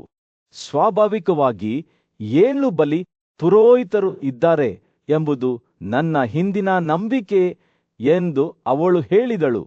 ಬ್ರಾಹ್ಮಣನು ಮುಗುಳ್ನಕ್ಕನು. ಅವನ ಕಣ್ಣುಗಳು ವಿನೋದದಿಂದ ಮಿನುಗುತ್ತಿದ್ದವು. ನಿಜವಾಗಿಯೂ ತ್ಯಾಗ ಮಾಡುವ ಪುರೋಹಿತರಲ್ಲಿ 5 ಮಂದಿ ಹೇಗೆ ಎಂಬ ದೊಡ್ಡ ತತ್ವವನ್ನು ನನಗೆ ತಿಳಿಸೋಣ. ಅವರು ಮಾತನಾಡುವಾಗ ಅವರ ಸಂಭಾಷಣೆಯಲ್ಲಿ ಒಂದು ಸೂಕ್ಷ್ಮವಾದ ಬದಲಾವಣೆ ಉಂಟಾಯಿತು. ಗಾಳಿಯು ಅವರ ಕಿವಿಗಳಲ್ಲಿ ರಹಸ್ಯಗಳನ್ನು ಪಿಸುಗುಟ್ಟಲು ಪ್ರಾರಂಭಿಸಿತು. ಪ್ರಾಚೀನ ಜ್ಞಾನದ ಪಿಸುಗುಟ್ಟನ್ನು ಅದರ ಸೌಮ್ಯ ಉಸಿರಿನ ಮೇಲೆ ಹೊತ್ತುಕೊಂಡಿತು. ಪ್ರಾಣನು ಪೋಷಿಸಿದ ಗಾಳಿಯು ನಂತರ ಅಪಾನದಲ್ಲಿ ಜನಿಸುತ್ತದೆ. ಬ್ರಾಹ್ಮಣನು ಮುಂದುವರಿಸಿದನು, ಅಪಾನದಲ್ಲಿ ಪೋಷಿಸಿದ ಗಾಳಿಯು ನಂತರ ವ್ಯಾನವಾಗಿ ಬೇಯುತ್ತದೆ. ವ್ಯಾನನು ಪೋಷಿಸಿದ ಗಾಳಿಯು ನಂತರ ಉದಾನವಾಗಿ ಬೆಳೆಯುತ್ತದೆ. ಉದಾನದಲ್ಲಿ ಪೋಷಿಸಿದ ಗಾಳಿಯು ನಂತರ ಸಮನವಾಗಿ ಉತ್ಪತ್ತಿಯಾಗುತ್ತದೆ. ಒಂದು ಒಳನೋಟದಲ್ಲಿ ಬ್ರಾಹ್ಮಣನ ಹೆಂಡತಿ ಈ ಪದಗಳ ಹಿಂದಿನ ಆಳವಾದ ಅರ್ಥವನ್ನು ಗ್ರಹಿಸಿದರು. ಹಿಂದಿನ ದಿನಗಳಲ್ಲಿ ಆ ಒಳ್ಳೆಯ ಜೀವಿಗಳು ಮೊದಲನೆಯವಳಾದ ಅಜ್ಜಿಗೆ ಕೇಳಿದರು. ಅವಳು ಹೇಳಿದರು. ಅವಳ ಧ್ವನಿಯು ಕೇವಲ ಪಿಸುಗುಟ್ಟುವಿಕೆಯ ಮೇಲಿತ್ತು. ಬ್ರಾಹ್ಮಣನು ತಲೆಯಾಡಿಸಿದನು. ಅವನ ಕಣ್ಣುಗಳು ಗೌರವದಿಂದ ಮುಚ್ಚಿದವು. ನಮ್ಮಲ್ಲಿ ಯಾರು ಅಗ್ರಗಣ್ಯರು ಎಂದು ನೀನು ಹೇಳುತ್ತೀಯಾ? ಅವನು ನೀನು ಸೂಚಿಸುವವನು ನಮ್ಮ ಮುಖ್ಯಸ್ಥನಾಗಿರುತ್ತಾನೆ. ಗಾಳಿಯು ತನ್ನ ರಹಸ್ಯಗಳನ್ನು ಪಿಸುಗುಟ್ಟುತ್ತಲೇ ಇತ್ತು. ಪ್ರಾಚೀನ ಋಷಿಗಳ ಧ್ವನಿಗಳನ್ನು ತನ್ನ ಉಸಿರಿನ ಮೇಲೆ ಹೊತ್ತುಕೊಂಡಿತ್ತು. ಅವನ ಅಳಿವಿನ ನಂತರ ಎಲ್ಲಾ ಜೀವಕುಸಿರಾಟಗಳು ಜೀವಂತ ಜೀವಿಗಳ ದೇಹಗಳಲ್ಲಿ ಅಳಿವಿನಂಚಿನಲ್ಲಿವೆ ಎಂದು ಬ್ರಾಹ್ಮಣನು ಹೇಳಿದನು. ಅವನ ಧ್ವನಿಯು ಭೂದೃಶ್ಯದ ಮೂಲಕ ಹರಿಯುವ ಸೌಮ್ಯವಾದ ಹೊಳೆಯಂತೆ ಅವರು ಚಲಿಸಿದಾಗ ಅವನು ನಿಜವಾಗಿಯೂ ನಿಮ್ಮಲ್ಲಿ ಅಗ್ರಗಣ್ಯನಾಗಿದ್ದಾನೆ. ನೀವು ಬಯಸುವ ಸ್ಥಳಕ್ಕೆ ನೀವು ಹೋಗುತ್ತೀರಾ. ಸೃಷ್ಟಿಯ ಉಸಿರಿನಿಂದ ಹುಟ್ಟಿದ ಗಾಳಿಯಾದ ಪ್ರಾಣನು ಮೊದಲು ಮಾತಾಡಿದನು. ನನ್ನ ಅಳಿವಿನ ನಂತರ ಜೀವಿಗಳ ದೇಹಗಳಲ್ಲಿನ ಎಲ್ಲಾ ಜೀವಕುಸಿರಾಟಗಳು ಅಳಿವಿನಂಚಿನಲ್ಲಿವೆ ಎಂದು ಅದು ಹೇಳಿತು. ನಾನು ಚಲಿಸಿದ ನಂತರ ಅವು ಮತ್ತೊಮ್ಮೆ ಚಲಿಸುತ್ತವೆ. ನಾನು ಆದ್ದರಿಂದ ಅಗ್ರಗಣ್ಯನಾಗಿದ್ದೇನೆ. ಮೃದುವಾದ ನಿಟ್ಟುಸಿರು ಬಿಡುವ ಮೂಲಕ ಪ್ರಾಣನು ಅಳಿವಿನಂಚಿಗೆ ಹೋದನು. ಬೆಳಗಿನ ಸೂರ್ಯನಂತೆ ಮತ್ತೆ ಉದಯಿಸಿದನು. ಆದರೆ ಸಮಾನ ಮತ್ತು ಉದನರು ಪ್ರಾಣನ ಹೇಳಿಕೆಯನ್ನು ವಿರೋಧಿಸಿದರು. ಅವರ ಧ್ವನಿಗಳು ಮೃದುವಾದ ಉತ್ತುಂಗದಲ್ಲಿ ಏರಿದವು. ನೀನು ಇಲ್ಲಿ ವಾಸಿಸುವುದಿಲ್ಲ, ನಾವೆಲ್ಲ ವ್ಯಾಪಿಸಿರುವಂತೆ ಅವರು ಹೇಳಿದರು. ಓ ಪ್ರಾಣ, ನೀನು ನಮ್ಮಲ್ಲಿ ಅಗ್ರಗಣ್ಯನಲ್ಲ. ಹೀಗೆ ಚರ್ಚೆ ಮುಂದುವರೆಯಿತು. ಪ್ರತಿಯೊಂದು ಗಾಳಿಯೂ ತನ್ನದೇ ಆದ ಪ್ರಾಬಲ್ಯವನ್ನು ವಾದಿಸಿತು. ಅಪಾನ ಮುಂದೆ ಮಾತನಾಡುತ್ತಾ, ಅದರ ಧ್ವನಿಯು ಮೃದುವಾದ ಕಲ್ಲುಗಳ ಮೇಲೆ ಬೊಬ್ಬೆ ಹೊಡೆಯುವ ಸೌಮ್ಯವಾದ ನದಿಯಂತೆ. ನಾನು ಅಳಿವಿನಂಚಿನಲ್ಲಿರುವಾಗ ಎಲ್ಲಾ ಜೀವದ ಗಾಳಿಗಳು ಜೀವಂತ ಜೀವಿಗಳ ದೇಹದಲ್ಲಿ ಅಳಿವಿನಂಚಿನಲ್ಲಿವೆ ಎಂದು ಅದು ಹೇಳಿದೆ. ನಿರ್ಮಲವಾದ ಅರಣ್ಯದಲ್ಲಿ ಇಬ್ಬರು ಬುದ್ಧಿವಂತರು ಚಿಂತನಶೀಲ ಮೌನದಲ್ಲಿ ಕುಳಿತಿದ್ದರು.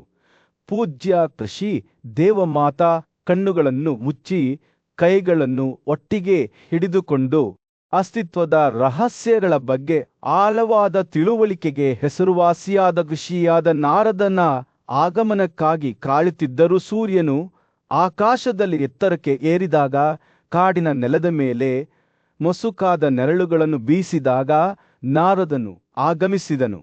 ಅವರ ಉಪಸ್ಥಿತಿಯು ಅವನ ಪಾದಗಳ ಕೆಳಗಿರುವ ಎಲೆಗಳ ಸೌಮ್ಯವಾದ ಗದ್ದಲದಿಂದ ಘೋಷಿಸಲ್ಪಟ್ಟಿತು. ವಿನಯಶೀಲವಾದ ಬಿಲ್ಲಿನೊಂದಿಗೆ ಅವನು ದೇವಮಾತೆಯ ಪಕ್ಕದಲ್ಲಿ ಕುಳಿತು ಅವರ ಸಂಭಾಷಣೆಯನ್ನು ಪ್ರಾರಂಭಿಸಿದನು. ಅಹಿಂಸೆ ದೇವಮಾತಾ ಹೇಳಿದಳು, ಹುಟ್ಟಿದ ಕ್ಷಣದಲ್ಲಿ ಯಾವ ಜೀವಿಯೂ ಮೊದಲು ಎಚ್ಚರಗೊಳ್ಳುತ್ತದೆ? ಅದು ಪ್ರಾಣ, ಅಪ್ಪನ ಸಮನ ವ್ಯಾನ ಅಥವಾ ಉದಾನವೇ? ಅವನ ಮಾತುಗಳು ಪ್ರಶ್ನಾರ್ಥಕ ಚಿಹ್ನೆಯಂತೆ ಗಾಳಿಯಲ್ಲಿ ತೂಗಾಡುತ್ತಿದ್ದವು. ನಾರದನನ್ನು ತನ್ನ ಬುದ್ಧಿವಂತಿಕೆಯನ್ನು ಹಂಚಿಕೊಳ್ಳಲು ಆಹ್ವಾನಿಸಿದ ಇದಕ್ಕೆ ಉತ್ತರಿಸಿದ ನಾರದ ಅವರ ಕಣ್ಣುಗಳು ಒಳನೋಟದಿಂದ ಹೊಳೆಯುತ್ತಿದ್ದವು.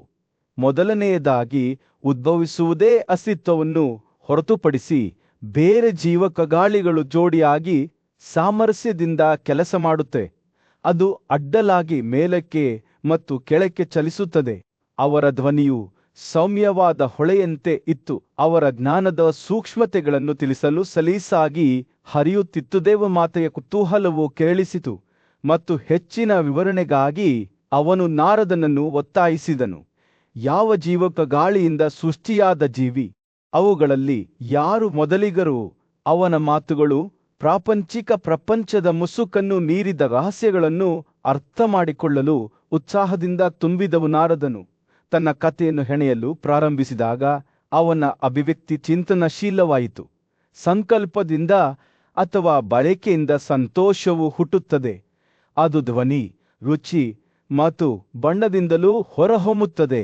ವೀರ್ಯವು ರಕ್ತದೊಂದಿಗೆ ಒಗ್ಗೂಡಿದಾಗ ಮೊದಲು ಪ್ರಾಣನನ್ನು ಜಾಗೃತಗೊಳಿಸುತ್ತದೆ. ವೀರ್ಯವು ಪ್ರಾಣನಿಂದ ಮಾರ್ಪಡಿಸಲ್ಪಟ್ಟಂತೆ ಅಪಾನವು ಹರಿಯುತ್ತದೆ. ಪುರುಷ ಮತ್ತು ಸ್ತ್ರೀ ಶಕ್ತಿಗಳ ಸಂಯೋಗದಿಂದ ಮತ್ತು ಅಭಿರುಚಿಯಿಂದ ಸಂತೋಷವು ಹುಟ್ಟುತ್ತದೆ.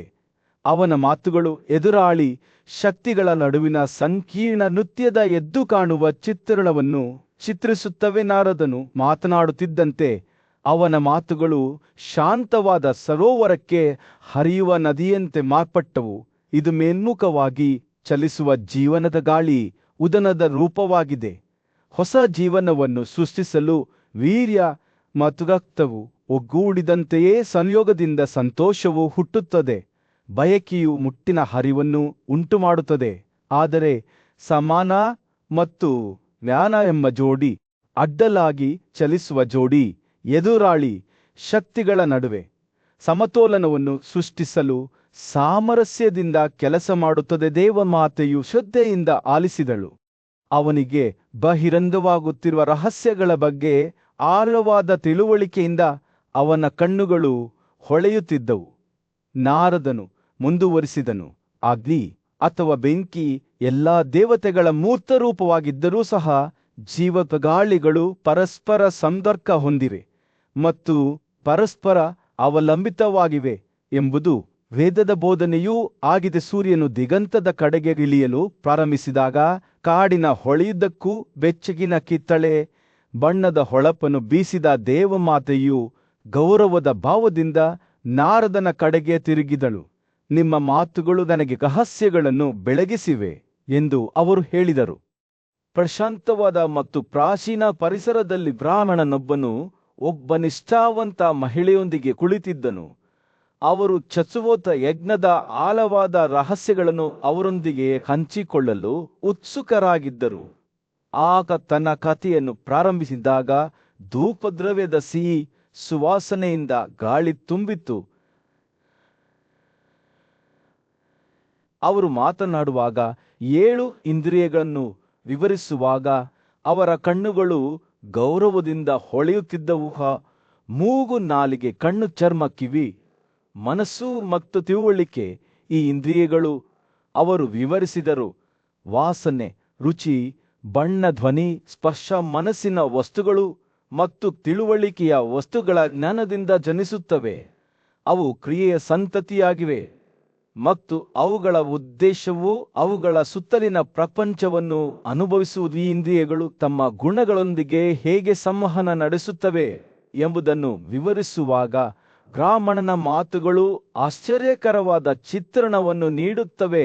ವಾಸನೆಯು ಸುಗಂಧವನ್ನು ಗ್ರಹಿಸುತ್ತದೆ, ರುಚಿಯನ್ನು ನೀಡುತ್ತದೆ, ನೋಟವು ಬಣ್ಣಗಳನ್ನು ನೋಡುತ್ತದೆ, ಶ್ರವಣವು ಶಬ್ದಗಳನ್ನು ಸೆರೆ ಹಿಡಿಯುತ್ತದೆ, ಸ್ಪರ್ಶವು ಟೆಕ್ಸ್ಚರ್ಗಳನ್ನು ಅನುಭವಿಸುತ್ತದೆ. ಪ್ರತಿಯೊಂದು ಇಂದ್ರಿಯವೂ ತನ್ನದೇ ಆದ ವಿಶಿಷ್ಟ ವಾಸ್ತವತೆಯನ್ನು ಅನುಭವಿಸುತ್ತದೆ. ಆದರೂ ಅವೆಲ್ಲವೂ ದೊಡ್ಡ ಸಮಗ್ರತೆಯೊಂದಿಗೆ ಸಂಪರ್ಕ ಹೊಂದಿರುವಾಗ ನಿಲ್ಲಿಸಿದ ಆತನ ನೋಟವು ಆತ್ಮದ ಆಳಕ್ಕೆ ನೋಡುತ್ತಿರುವಂತೆ ಒಳಮುಖವಾಗಿ ತಿರುಗಿತು.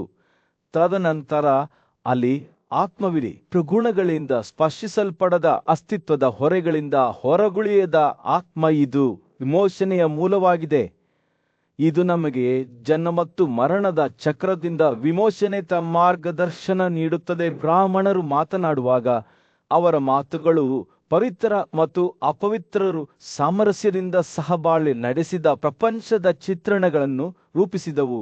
ಬ್ರಹ್ಮಾಂಡದ ರಹಸ್ಯಗಳನ್ನು ಕಲಿತವರು ಮತ್ತು ಅರ್ಥ ಮಾಡಿಕೊಂಡವರು ತಮ್ಮ ಇಂದ್ರಿಯಗಳು ಮತ್ತು ಗುಣಗಳು ಬ್ರಹ್ಮಾಂಡದ ಕ್ರಮಕ್ಕೆ ಹೊಂದಿಕೆಯಾಗುತ್ತಾ ಚತುರ್ಭುಜ ಯಜ್ಞದಲ್ಲಿ ಹೇಗೆ ಪಾಲ್ಗೊಳ್ಳುತ್ತಾರೆ ಎಂಬುದನ್ನು ಅವರು ವಿವರಿಸಿದರು. ಆದರೆ ತಿಳಿಯದವರ ಬಗ್ಗೆ ಏನು ಎಚ್ಚರಿಕೆಯ ಟಿಪ್ಪಣಿ ಹಿಡಿದುಕೊಂಡು ಆದ ಕೇಳಿದ ಅವರು ಸೂಕ್ಷ್ಮತೆಯ ಭಾವದಿಂದ ಸಿಕ್ಕಿ ಹಾಕಿಕೊಳ್ಳುತ್ತಾರೆ.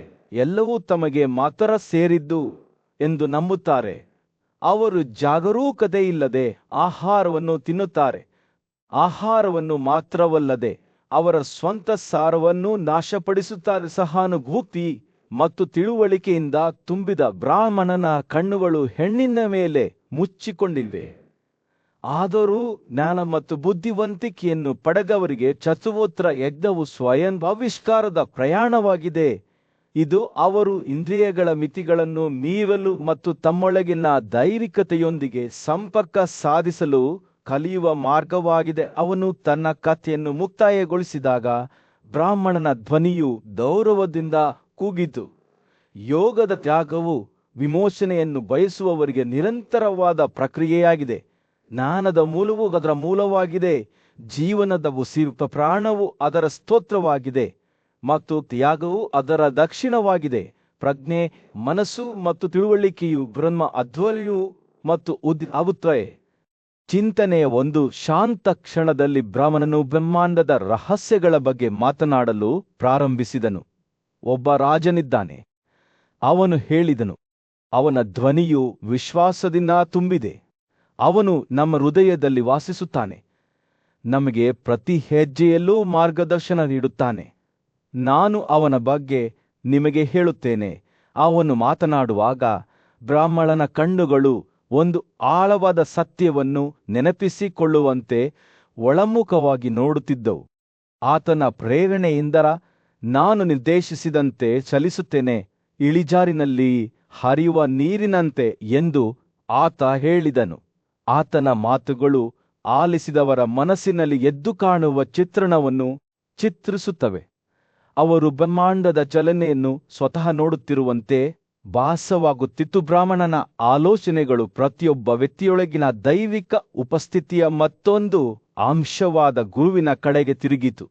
ಒಬ್ಬ ಗುರುವಿದ್ದಾನೆ ಎಂದು ಅವನು ಘೋಷಿಸಿದನು. ಆತನು ನಮ್ಮ ಹೃದಯಗಳಲ್ಲಿ ವಾಸಿಸುತ್ತಾನೆ. ಬುದ್ಧಿವಂತಿಕೆ ಮತ್ತು ತಿಳುವಳಿಕೆಯ ಕಡೆಗೆ ನಮಗೆ ಮಾರ್ಗದರ್ಶನ ನೀಡುತ್ತಾನೆ ಬ್ರಾಹ್ಮಣನ ಮಾತುಗಳು ಬೇಸಿಗೆಯ ದಿನದಂದು ಸೌಮ್ಯವಾದ ಗಾಳಿಯಂತೆ ಇದ್ದವು.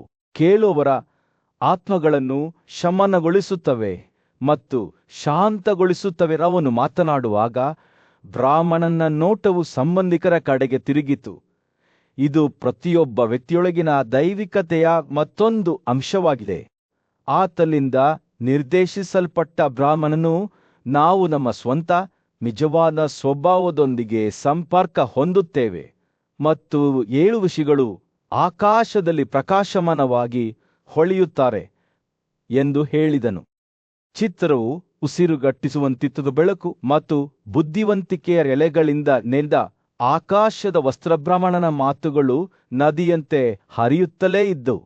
ಅಜ್ಞಾನವನ್ನು ತೊಡೆದು ಹಾಕುವ ಮತ್ತು ಬಂಧನದಿಂದ ನಮ್ಮನ್ನು ಮುಕ್ತಗೊಳಿಸುವ ಆ ಶಕ್ತಿಯನ್ನು ಬಹಿರಂಗಪಡಿಸಿದವು. ಸರಿಯಾದ ಜೀವನ ವಿಧಾನದಲ್ಲಿ ಆ ಬೋಧಕನೊಂದಿಗೆ ಬದುಕಿ ಅವನು ಹೇಳಿದನು, ಸಕ್ರನು ಎಲ್ಲಾ ಲೋಕಗಳ ಸಾರ್ವಭೌಮತ್ವವನ್ನು ಸಾಧಿಸಿದನು. ಆ ಪ್ರತಿಮೆಯು ವಿಸ್ಮಯಕಾರಿಯಾಗಿತ್ತು. ಒಬ್ಬ ಮಹಾನ್ ರಾಜನು ತನ್ನ ನ್ಯಾಯಯುತ ಸಿಂಹಾಸನಕ್ಕೆ ಏರಿದನು. ಆದರೆ ಪ್ರತಿಯೊಬ್ಬ ವ್ಯಕ್ತಿಯೊಳಗೆ ದೈವಿಕ ಉಪಸ್ಥಿತಿಯ ಮತ್ತೊಂದು ಅಂಶವೂ ಇತ್ತು. ಒಬ್ಬ ಶತ್ರುವಿದ್ದಾನೆ ಎಂದು ಬ್ರಾಹ್ಮಣನು ಘೋಷಿಸಿದನು. ಅವನು ನಮ್ಮ ಹೃದಯದಲ್ಲಿ ವಾಸಿಸುತ್ತಾರೆ, ಕತ್ತಲೆ ಮತ್ತು ಅಜ್ಞಾನದ ಕಡೆಗೆ ನಮ್ಮನ್ನು ಪ್ರೇರೇಪಿಸುತ್ತಾನೆ. ಅವನ ಮಾತುಗಳು ಒಂದು ಸಂಪೂರ್ಣ ಚಿತ್ರಣವನ್ನು ಚಿತ್ರಿಸುತ್ತವೆ.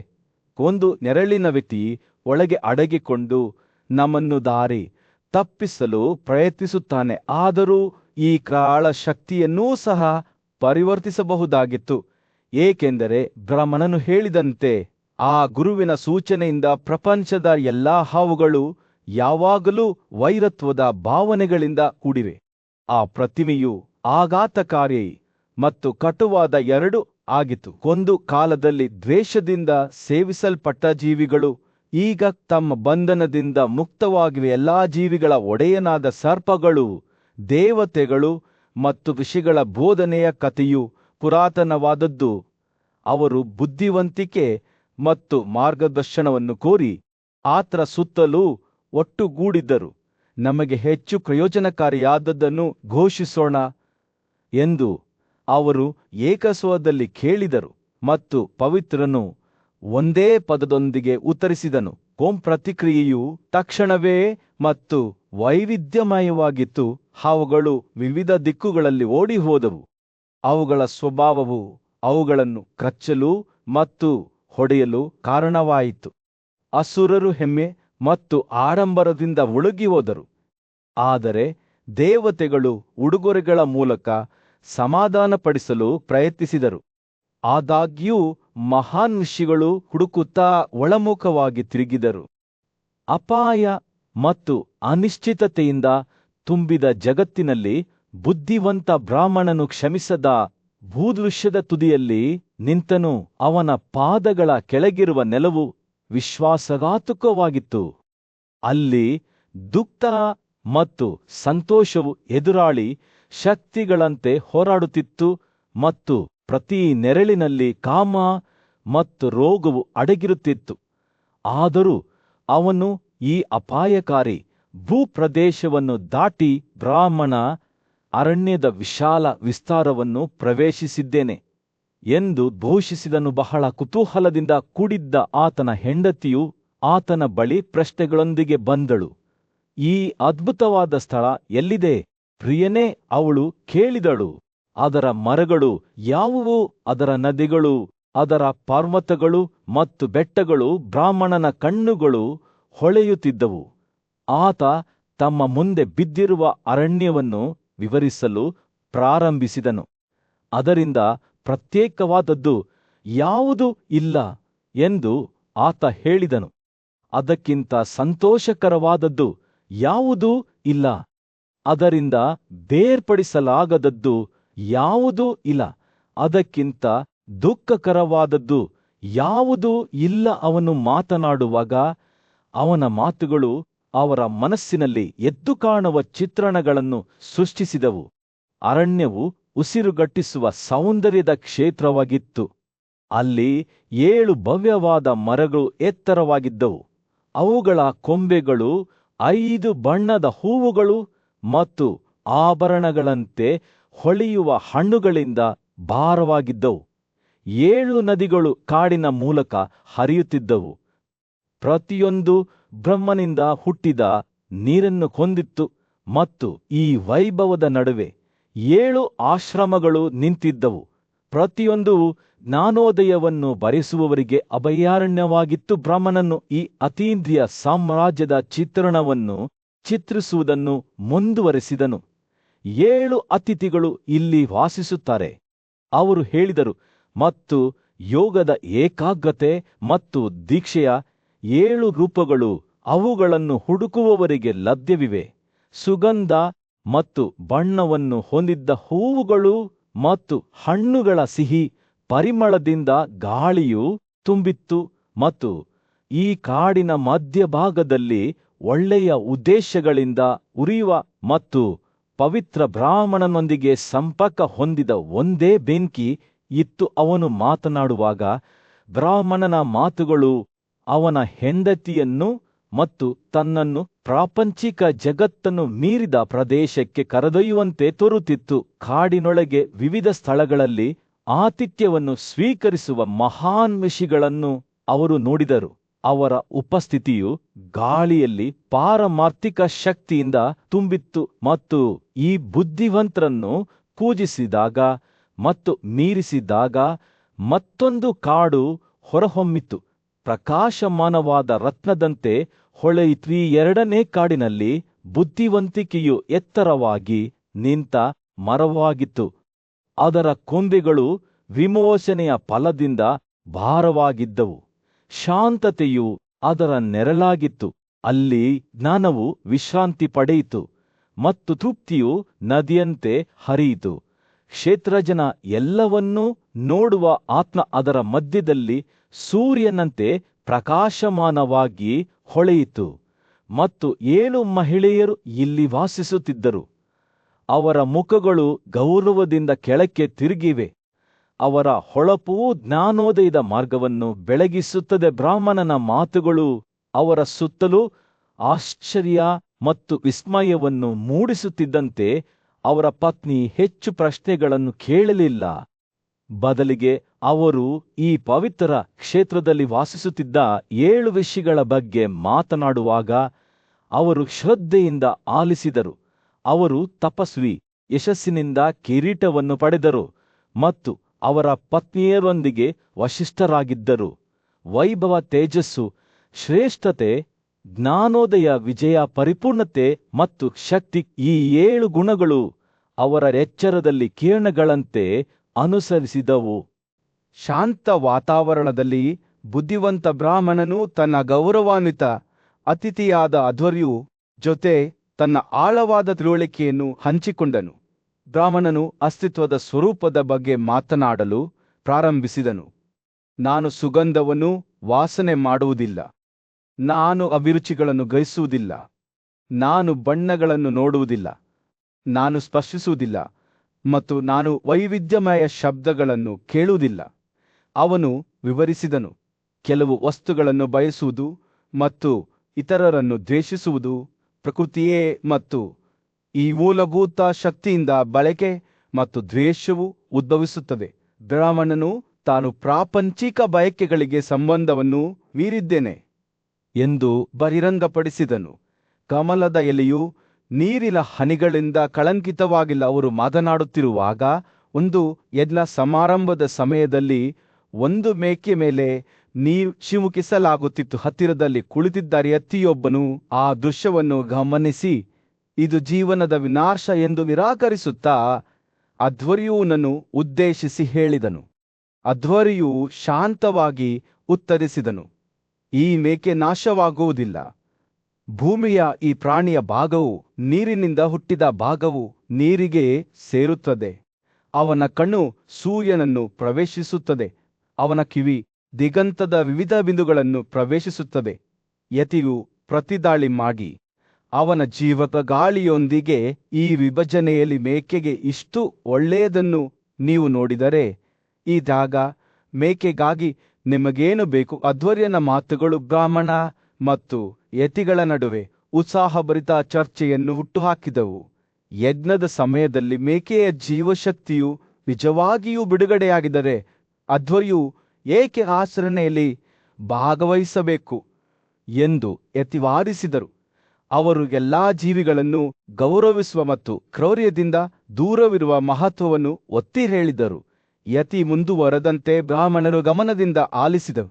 ಕ್ರೌರ್ಯದಿಂದ ದೂರವಿರುವುದು ಎಲ್ಲಾ ದೇವತೆಗಳಲ್ಲಿ ಅಗ್ರಗಣ್ಯವಾಗಿದೆ. ಇದು ಹಿರಿಯರ ಬೋಧನೆಯೂ ಆಗಿದೆ. ಇದು ಪ್ರಸ್ತಾಪವಾಗಿದೆ ಎಂದು ನಮಗೆ ತಿಳಿದಿದೆ. ಅಂದರೆ ಜೀವಿಗಳ ವಧೆ ಬೇಡದಾಗ್ಯೂ ಅಧ್ವರ್ಯು ನಂಬಲಾಗದೇ ಉಳಿದು ನೀವು ಭೂಮಿಗೆ ಸೇರಿದ ವಾಸನೆಯ ಗುಣಲಕ್ಷಣಗಳನ್ನು ಆನಂದಿಸುತ್ತೀರಿ. ಬೆಳಗಿದ ದೇಹಗಳಿಗೆ ಸೇರಿದ ಬಣ್ಣಗಳನ್ನು ನೀವು ನೋಡುತ್ತೀರಿ. ಬಾಹ್ಯಾಕಾಶನಲ್ಲಿ ಅವುಗಳ ಮೂಲವನ್ನು ಹೊಂದಿರುವ ಶಬ್ದಗಳನ್ನು ನೀವು ಕೇಳುತ್ತೀರಿ ಎಂದು ಪ್ರತಿಕ್ರಿಯಿಸಿದರು. ಯತಿಯ ಕ್ರಿಯೆಗಳು ಅವರ ಮಾತುಗಳಿಗೆ ವಿರುದ್ಧವಾಗಿವೆ ಎಂದು ಅವರು ಗಮನ ಸೆಳೆದರು. ಬ್ರಾಹ್ಮಣನು ಮಧ್ಯಪ್ರವೇಶಿಸಿ ಆತ್ಮದ ದ್ವಂದ್ವ ಸ್ವರೂಪವನ್ನು ವಿವರಿಸಿದಕ ಅವಿನಾಭಾವ ಮತ್ತು ವಿನಾಶಕಾರಿಯು ಆತ್ಮದ ಎರಡು ಅಭಿವ್ಯಕ್ತಿಗಳನ್ನು ರೂಪಿಸುತ್ತಾರೆ. ಇವುಗಳಲ್ಲಿ ಅವಿನಾಭಾವವು ಅಸ್ತಿತ್ವದಲ್ಲಿದೆ, ವಿನಾಶಕಾರಿಯು ತುಂಬಾ ಅಸ್ತಿತ್ವದಲ್ಲಿಲ್ಲ ಎಂದು ಹೇಳಲಾಗುತ್ತದೆ. ಸಂಭಾಷಣೆಯು ತೆರೆದುಕೊಳ್ಳುತ್ತಿದ್ದಂತೆ ಅಧ್ವರ್ಯು ವಿಷಯಗಳನ್ನು ಹೊಸ ದೃಷ್ಟಿಕೋನದಿಂದ ನೋಡಲು ಪ್ರಾರಂಭಿಸಿದನು. ಆತ ಯತಿಯ ಬುದ್ಧಿವಂತಿಕೆಯ ಬಗ್ಗೆ ಮೆಚ್ಚುಗೆಯನ್ನು ವ್ಯಕ್ತಪಡಿಸಿದನು ಮತ್ತು ಒಳ್ಳೆಯವರೊಂದಿಗೆ ವಾಸಿಸಲು ಮತ್ತು ಅವರ ಬೋಧನೆಗಳನ್ನು ಅನುಸರಿಸಲು ಸಾಧ್ಯವೇ ಎಂದು ಕೇಳಿದನು. ಅಧ್ವರ್ಯು ಅಂತಿಮವಾಗಿ ಚರ್ಚೆಯ ಸಾರವನ್ನು ಗ್ರಹಿಸಿದ್ದಾನೆ ಎಂದು ತಿಳಿದ ಬ್ರಾಹ್ಮಣನು ಮುಗುಣಕ್ಕನು ದೊಡ್ಡ ತ್ಯಾಗವು ಮುಂದುವರಿದಂತೆ ಬಿಡುಗಡೆಯಾಯಿತು. ಪ್ರಾಚೀನ ಕಾಲದಲ್ಲಿ ನಂಬಲಾಗದ 1000 ಶಸ್ತ್ರಾಸ್ತ್ರಗಳನ್ನು ಹೊಂದಿದ್ದ ಕಾರ್ತವೀರ್ಯೇ ಅರ್ಜುನ ಎಂಬ ಪ್ರಬಲ ವಾಜನಿದ್ದನು. ಅವನು ತನ್ನ ಬಿಲ್ಲು ಮತ್ತು ಬಾಣದಿಂದ ತನ್ನ ಸಾಟಿಯಿಲ್ಲದ ಪರಾಕ್ರಮಕ್ಕೆ ಹೆಸರುವಾಸಿಯಾಗಿದ್ದನು.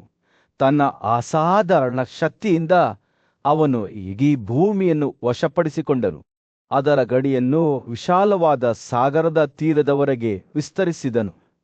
ಒಂದು ದಿನ ಅವನು ತನ್ನ ವಿಜಯಗಳ ಬಗ್ಗೆ ಹೆಮ್ಮೆಪಡುತ್ತಾ ಸಮುದ್ರದ ಅಂಚಿನಲ್ಲಿ ಸುತ್ತಾಡುತ್ತಿದ್ದಾಗ ಭವ್ಯವಾದ ಸಮುದ್ರದಲ್ಲಿ 100 ಬಾಣಗಳನ್ನು ಸುರಿಸಲು ಪ್ರಾರಂಭಿಸಿದನು. ಕಾರ್ತವೀರ್ಯೇ ಅರ್ಜುನನ ಶಕ್ತಿಯ ಪ್ರದರ್ಶನದಿಂದ ವಿನಮ್ರಗೊಂಡ ಸಾಗರವು ಗೌರವದಿಂದ ತಲೆಬಾಗಿತು ಮತ್ತು ಅವನ ನಿರಂತರ ವಾಗ್ದಾಳಿಯನ್ನು ನಿಲ್ಲಿಸುವಂತೆ ಅವನನ್ನು ಬೇಡಿಕೊಂಡಿತು. ಓ ವೀರ, ನಿನ್ನ ಬಾಣಗಳನ್ನು ನನ್ನ ಮೇಲೆ ಹಾರಿಸಬೇಡ. ನಿನ್ನನ್ನು ಸಮಾಧಾನಪಡಿಸಲು ನಾನು ಏನು ಮಾಡಲಿ? ತುತು ಭಾರವನ್ನು ಹೊತ್ತ ತನ್ನ ಸೌಮ್ಯ ಧ್ವನಿಯನ್ನು ಸಾಗರವು ಕೇಳಿತು. ನನ್ನ ನೀರಿನಲ್ಲಿ ಆಶ್ರಯ ಪಡೆಯುವ ಆ ಜೀವಿಗಳನ್ನು ನಿನ್ನ ಪ್ರಬಲ ದಂಡೆಗಳು ಕೊಲ್ಲುತ್ತಿವೆ. ಹೇ ಪ್ರಬಲ ರಾಜ, ಅವರಿಗೆ ಸುರಕ್ಷತೆ ನೀಡಿ. ಕಾರ್ತವೀರ್ಯೇ ಅರ್ಜುನ ಇನ್ನೂ ತನ್ನ ವೈಭವವನ್ನು ಆನಂದಿಸುತ್ತಾ ಒಂದು ಸವಾಲಿನೊಂದಿಗೆ ಪ್ರತಿಕ್ರಿಯಿಸಿದರುವ ಯುದ್ಧದಲ್ಲಿ ನನಗೆ ಪ್ರತಿಸ್ಪರ್ಧಿಯಾಗಬಲ್ಲ ಇನ್ನೊಬ್ಬ ಬಿಲ್ಲುಗಾರನಿದ್ದರೆ ಅವನನ್ನು ನನಗೆ ಹೆಸರಿಸಿ. ಅಂತಹ ಯೋಧನು ನಿಜವಾಗಿಯೂ ಅಸ್ತಿತ್ವದಲ್ಲಿದ್ದಾನೆಂದು ತಿಳಿದ ಸಾಗರರು ಕೇಳಿ, ಓ ರಾಜ, ಮಹಾನ್ ವಿಷಿ ಜಮದಗ್ನಿ, ಅವನ ಮಗ ರಾಮನು ನಿಮ್ಮನ್ನು ಅತಿಥಿಯಾಗಿ ಸ್ವಾಗತಿಸಲು ಸಮರ್ಥನಾಗಿದ್ದಾನೆ ಎಂದು ಉತ್ತರಿಸಿತು. ಅವನ ಅಹಂಕಾರ ಮತ್ತು ಕೋಪದಿಂದ ಪ್ರೇರೇಪಿಸಲ್ಪಟ್ಟ ಕಾರ್ತವೀರ್ಯೇ ಅರ್ಜುನನು ಈ ಶಕ್ತಿಶಾಲಿ ರಾಮನನ್ನು ಭೇಟಿಯಾಗಲು ಹೊರಟನು. ಜಮದಗ್ನಿಯ ಹಿಮ್ಮೆಟ್ಟುವಿಕೆಗೆ ಬಂದ ನಂತರ ಅವನು ತಾನು ಬಯಸಿದ ವ್ಯಕ್ತಿಯನ್ನು ಮುಖಾಮುಖಿಯಾಗಿ ಕಂಡನು. ಆದಾಗ್ಯೂ ಅತಿಥಿಯಾಗಿ ಸ್ವಾಗತಿಸುವ ಬದಲು ರಾಮನು ಕಾರ್ತವೀರ್ಯೇ ಅರ್ಜುನ ಮತ್ತು ಅವನ ಸಂಬಂಧಿಕರಿಂದ ವೈರತ್ವವನ್ನು ಎದುರಿಸಿದನು. ಅವರು ರಾಮನಿಗೆ ತೊಂದರೆ ನೀಡಲು ಪ್ರಾರಂಭಿಸಿದರು. ಅವರು ತಮ್ಮ ಮಿತಿಯಿಲ್ಲದ ಶಕ್ತಿಯಿಂದ ಅವರ ಮೇಲೆ ತನ್ನ ಕೋಪವನ್ನು ಬಿಚ್ಚಿಟ್ಟರು. ಕಾರ್ತವೀರ್ಯೇ ಅರ್ಜುನನ ಸೈನ್ಯವನ್ನು ಕಾಳ್ಗಿಚ್ಚಿನಲ್ಲಿ ಒಣಗಿದ ಎಲೆಗಳಂತೆ ಸುಟ್ಟು ಹಾಕುವ ಮೂಲಕ ರಾಮನ ಅಳೆಯಲಾಗದ ಶಕ್ತಿಯು ಹೊಳೆಯಿತು. ಕೈಯಲ್ಲಿ ತನ್ನ ಯುದ್ಧದ ಕೊಡಲಿನಿಂದ ಅವನು 1000 ಶಸ್ತ್ರಸಜ್ಜಿತ ರಾಜನನ್ನು ಹೊಡೆದು ಅವನನ್ನು ಬಲವಾದ ಮರದಂತೆ ಹೊಡೆದನು. ಅವರ ನಾಯಕನು ಬಿದ್ದು ನೆಲಕ್ಕೆ ಸಾಷ್ಟಾಂಗ ನಮಸ್ಕಾರ ಮಾಡುವುದನ್ನು ನೋಡಿದ ಕಾರ್ತವೀರ್ಯೇ ಅರ್ಜುನನ ಸಂಬಂಧಿಕರು ಒಗ್ಗೂಡಿ ಮತ್ತು ಬಾಣಗಳಿಂದ ಶಸ್ತ್ರಸಜ್ಜಿತರಾಗಿ ಎಲ್ಲಾ ಕಡೆಗಳಿಂದ ರಾಮನತ್ತ ಧಾವಿಸಿದರು. ರಾಮನು ತನ್ನ ಸಂಕಲ್ಪದಲ್ಲಿ ಅಚಲನಾಗಿ ತನ್ನ ಬಿಲ್ಲನ್ನು ಎತ್ತಿಕೊಂಡು ತನ್ನ ರಥವನ್ನು ಹತ್ತಿದನು. ಕಾರ್ತವೀರ್ಯೆ ಅರ್ಜುನನ ಸೈನ್ಯದ ಮೇಲೆ ಬಾಣಗಳನ್ನು ಸುರಿಸಿದನು. ರಾಮನ ಪರಾಕ್ರಮದಿಂದ ಭಯಭೀತರಾದ ಕ್ಷತ್ರಿಯರು ಸಿಂಹದಿಂದ ಓಡಿಹೋಗುವ ಜಿಂಕೆಗಳಂತೆ ಪರ್ವತ ಪ್ರದೇಶಗಳಿಗೆ ಓಡಿಹೋದರು. ಭಯದಿಂದ ತಮ್ಮ ಕರ್ತವ್ಯಗಳನ್ನು ನಿರ್ವಹಿಸಲು ಸಾಧ್ಯವಾಗದವರು ಕುಶಲರಾದರು. ಆದರೆ ಬ್ರಾಹ್ಮಣ ತಾಯಂದಿರಿಗೆ ಜನಿಸಿದ ಆದರೆ ಕ್ಷತ್ರಿಯ ಮಹಿಳೆಯರು ತಮ್ಮ ವೀರವಂಶಾವಳಿಯನ್ನು ಕಳೆದುಕೊಂಡ ಈ ವಧೆಯು 21 ಬಾರಿ ಮುಂದುವರಿಯಿತು. ಕಾರ್ತವೀರ್ಯೆ ಅರ್ಜುನನ ವಂಶಸ್ಥರು. ಪ್ರಾಚೀನ ಕಾಲದಲ್ಲಿ ತನ್ನ ಅಚಲವಾದ ಕಠಿಣತೆ ಮತ್ತು ಕರ್ತವ್ಯಕ್ಕೆ ಅಚಲವಾದ ಸಮರ್ಪಣೆಗೆ ಹೆಸರುವಾಸಿಯಾಗಿದ್ದ ಅಲಾರ್ಕ ಎಂಬ ಮಹಾನ್ ರಾಜನಿದ್ದನು. ಅವನ ಸಾಮ್ರಾಜ್ಯದ ಜನರು ಅವನ ಹೆಸರನ್ನು ವಿಸ್ಮಯದಿಂದ ಪಿಸುಗುಟ್ಟಿದರು. ಅವರು ಅವನ ವಿಜಯಗಳು ಮತ್ತು ಶಕ್ತಿಯ ಸಾಧನೆಗಳನ್ನು ನೋಡಿ ಆಶ್ಚರ್ಯಚಕಿತರಾದರು. ತನ್ನ ವಿಶ್ವಾಸಾರ್ಹ ಬಿಲ್ಲಿನಿಂದ ಅವನು ಸಮುದ್ರದಿಂದ ಸಮುದ್ರದವರೆಗೆ ವ್ಯಾಪಿಸಿರುವ ಇಡೀ ಭೂಮಿಯನ್ನು ಸೋಲಿಸಿದನು ಮತ್ತು ಕೆಲವರಿಗೆ ಹೋಲಿಸಬಹುದಾದ ಸಾಧನೆಯನ್ನು ಸಾಧಿಸಿದನು. ಆದರೆ ಅಲಾರ್ಕನ ಮನಸ್ಸು ಪ್ರಕ್ಷುಬ್ಧ ಅಲೆಮಾರಿಗಳಂತೆ ಹೆಚ್ಚು ಸೂಕ್ಷ್ಮವಾದ ಯಾವುದನ್ನಾದರೂ ಮರ್ತ್ಯ ಮನುಷ್ಯರ ಕೈಗೆಟುಕದ ಯಾವುದನ್ನಾದರೂ ಹಂಬಲಿಸಲು ಪ್ರಾರಂಭಿಸಿತು. ಅವನು ಭವ್ಯವಾದ ಮರದ ಬುಡದಲ್ಲಿ ಕುಳಿತಾಗ ಅವನ ಆಲೋಚನೆಗಳು ಅವನ ವಿಜಯಗಳ ಭವ್ಯತೆಯಿಂದ ಮತ್ತು ಬ್ರಹ್ಮಾಂಡದ ನಿಗೂಢತೆಗಳ ಕಡೆಗೆ ತಿರುಗಿತು. ಒಮ್ಮೆ ಬಾಹ್ಯ ಜಗತ್ತಿನಲ್ಲಿ ನೆಲೆಸಿದ್ದ ಅವನ ಮನಸ್ಸು ಈಗ ತನ್ನ ಆಂತರಿಕ ಕಾರ್ಯಗಳ ಆಳವನ್ನು ಭೇದಿಸಲು ಪ್ರಯತ್ನಿಸಿತು. ಅಲಾರ್ಕನ ಸಂಕಲ್ಪವು ದೃಢವಾಗಿತ್ತು. ಆದರೂ ಮುಂದೆ ತನ್ನ ದೊಡ್ಡ ಸವಾಲು ಇದೆ ಎಂದು ಅವನಿಗೆ ತಿಳಿದಿತ್ತು. ಅವನು ತನ್ನ ಮನಸ್ಸನ್ನು ದೃಢನಿಶ್ಚಯ ಮತ್ತು ಆತಂಕದ ಮಿಶ್ರಣದಿಂದ ನೋಡಿದನು, ಏಕೆಂದರೆ ಅದು ಸುಲಭವಾಗಿ ಫಲಿಸುವುದಿಲ್ಲ ಎಂದು ಅವನು ಅರ್ಥಮಾಡಿಕೊಂಡನು. ನನ್ನ ಮನಸ್ಸು ಬಲವಾಗಿದೆ ಎಂದು ಅವನು ಘೋಷಿಸಿದನು. ಮನಸ್ಸನ್ನು ವಶಪಡಿಸಿಕೊಂಡ ನಂತರ ಒಬ್ಬರ ವಿಜಯವು ಶಾಶ್ವತವಾಗುತ್ತದೆ. ಈ ಧೈರ್ಯಶಾಲಿ ಪ್ರತಿಪಾದನೆಯೊಂದಿಗೆ ಅಲಾರ್ಕನು ಅತ್ಯಂತ ಅಶಿಸ್ತಿಲ ಪ್ರಾಣಿಗಳನ್ನು ತನ್ನ ಸ್ವಂತ ಆಲೋಚನೆಗಳನ್ನು ನಿಗ್ರಹಿಸಲು ಹೊರಟನು. ಅವನು ಇಂದ್ರಿಯಗಳನ್ನು ಗುರಿಯಾಗಿಸಿಕೊಂಡು ಅವುಗಳನ್ನು ಬಲವಾದ ಬಾಣಗಳಿಂದ ಸೋಲಿಸಲು ಪ್ರಯತ್ನಿಸಿದನು. ಮೊದಲು ಸುಗಂಧ ದ್ರವ್ಯಗಳ ಸಿಹಿ ವಾಸನೆಯನ್ನು ಹಂಬಲಿಸುತ್ತಿದ್ದ ಮೂಗನ್ನು ಗುರಿಯಾಗಿಸಿದನು. ಅನೇಕ ಸುಗಂಧ ದ್ರವ್ಯಗಳನ್ನು ವಾಸನೆ ಮಾಡುತ್ತಾ ಅಲಾರ್ಕ ಹೇಳಿದಳು, ಮೂಗು ಅವುಗಳ ಹಿಂದೆ ಮಾತ್ರ ಹಂಬಲಿಸುತ್ತದೆ.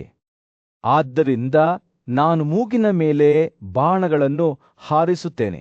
ಆದರೆ ಮೂಗು ಕುತಂತ್ರದ ಎದುರಾಳಿಯಂತೆ ಅಂತಹ ಬಾಣಗಳು ಅಲಾರ್ಕದ ಸ್ವಂತ ಪ್ರಮುಖ ಭಾಗಗಳನ್ನು ಚುಚ್ಚುತ್ತವೆ ಮತ್ತು ಅವನು ಸಾಯುತ್ತಾನೆ ಎಂದು ಪ್ರತಿಕ್ರಿಯಿಸಿತು. ವಿಚಲಿತರಾಗದೆ ಅಲಾರ್ಕನು ತನ್ನ ಗಮನವನ್ನು ನಾಲಿಗೆಯ ಕಡೆಗೆ ತಿರುಗಿಸಿದನು.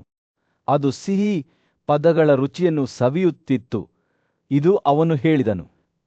ರುಚಿಯಾದ ರುಚಿಯನ್ನು ಆನಂದಿಸುತ್ತಾ ಅವುಗಳ ಹಿಂದೆ ಮಾತ್ರ ಹಾತೊರೆಯುತ್ತಾನೆ. ಆದ್ದರಿಂದ ನಾನು ನಾಲಿಗೆಯ ಮೇಲೆ ಚಿಮ್ಮಿದ ದಂಡೆಗಳನ್ನು ಹಾರಿಸುತ್ತೇನೆ.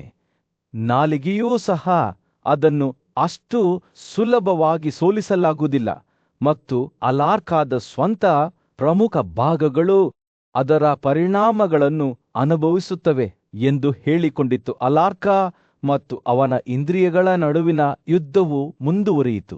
ಪ್ರತಿಯೊಂದು ಇಂದ್ರಿಯವು ರಾಜನ ಬಾಣಗಳಿಂದ ಪ್ರತಿರಕ್ಷೆಯನ್ನು ಪಡೆದುಕೊಂಡಿತು. ವಿವಿಧ ವಸ್ತುಗಳಿಂದ ಸ್ಪರ್ಶಿಸಲ್ಪಟ್ಟ ಚರ್ಮವೂ ಅವುಗಳ ಹಿಂದೆ ಹಾತೊರೆಯಿತು. ವಿವಿಧ ಶಬ್ದಗಳನ್ನು ಕೇಳಿದ ಕಿವಿ ಹೆಚ್ಚು ಹಾತೊರೆಯಿತು. ಅನೇಕ ಬಣ್ಣಗಳನ್ನು ನೋಡಿದ ಕಣ್ಣು ಅದರ ತುಂಬಲು ಹಾತೊರೆಯಿತು. ಪ್ರತಿಯೊಂದು ಇಂದ್ರಿಯವೂ ಅಲಾರ್ಕದ ಸುರುಳಿಯಾಕಾರದ ಬಾಣಗಳಿಂದ ಚುಚ್ಚಲ್ಪಡುವುದಿಲ್ಲ ಎಂದು ಘೋಷಿಸಿತು. ರಾಜನು ತನ್ನ ವೈಫಲ್ಯಗಳ ಬಗ್ಗೆ ಯೋಚಿಸುತ್ತಿದ್ದಂತೆ ತನ್ನ ಇಂದ್ರಿಯಗಳು ಕೇವಲ ಆಳವಾದ ಸಮಸ್ಯೆಯ ಲಕ್ಷಣಗಳಾಗಿವೆ ಎಂದು ಅವನು ಅರಿತುಕೊಳ್ಳಲು ಪ್ರಾರಂಭಿಸಿದನು. ಮನಸ್ಸು ಸ್ವತಃ ಎಲ್ಲಾ ಪ್ರಕ್ಷುಬ್ಧತೆಗೆ ಮೂಲವಾಗಿದೆ. ಅವನು ತನ್ನ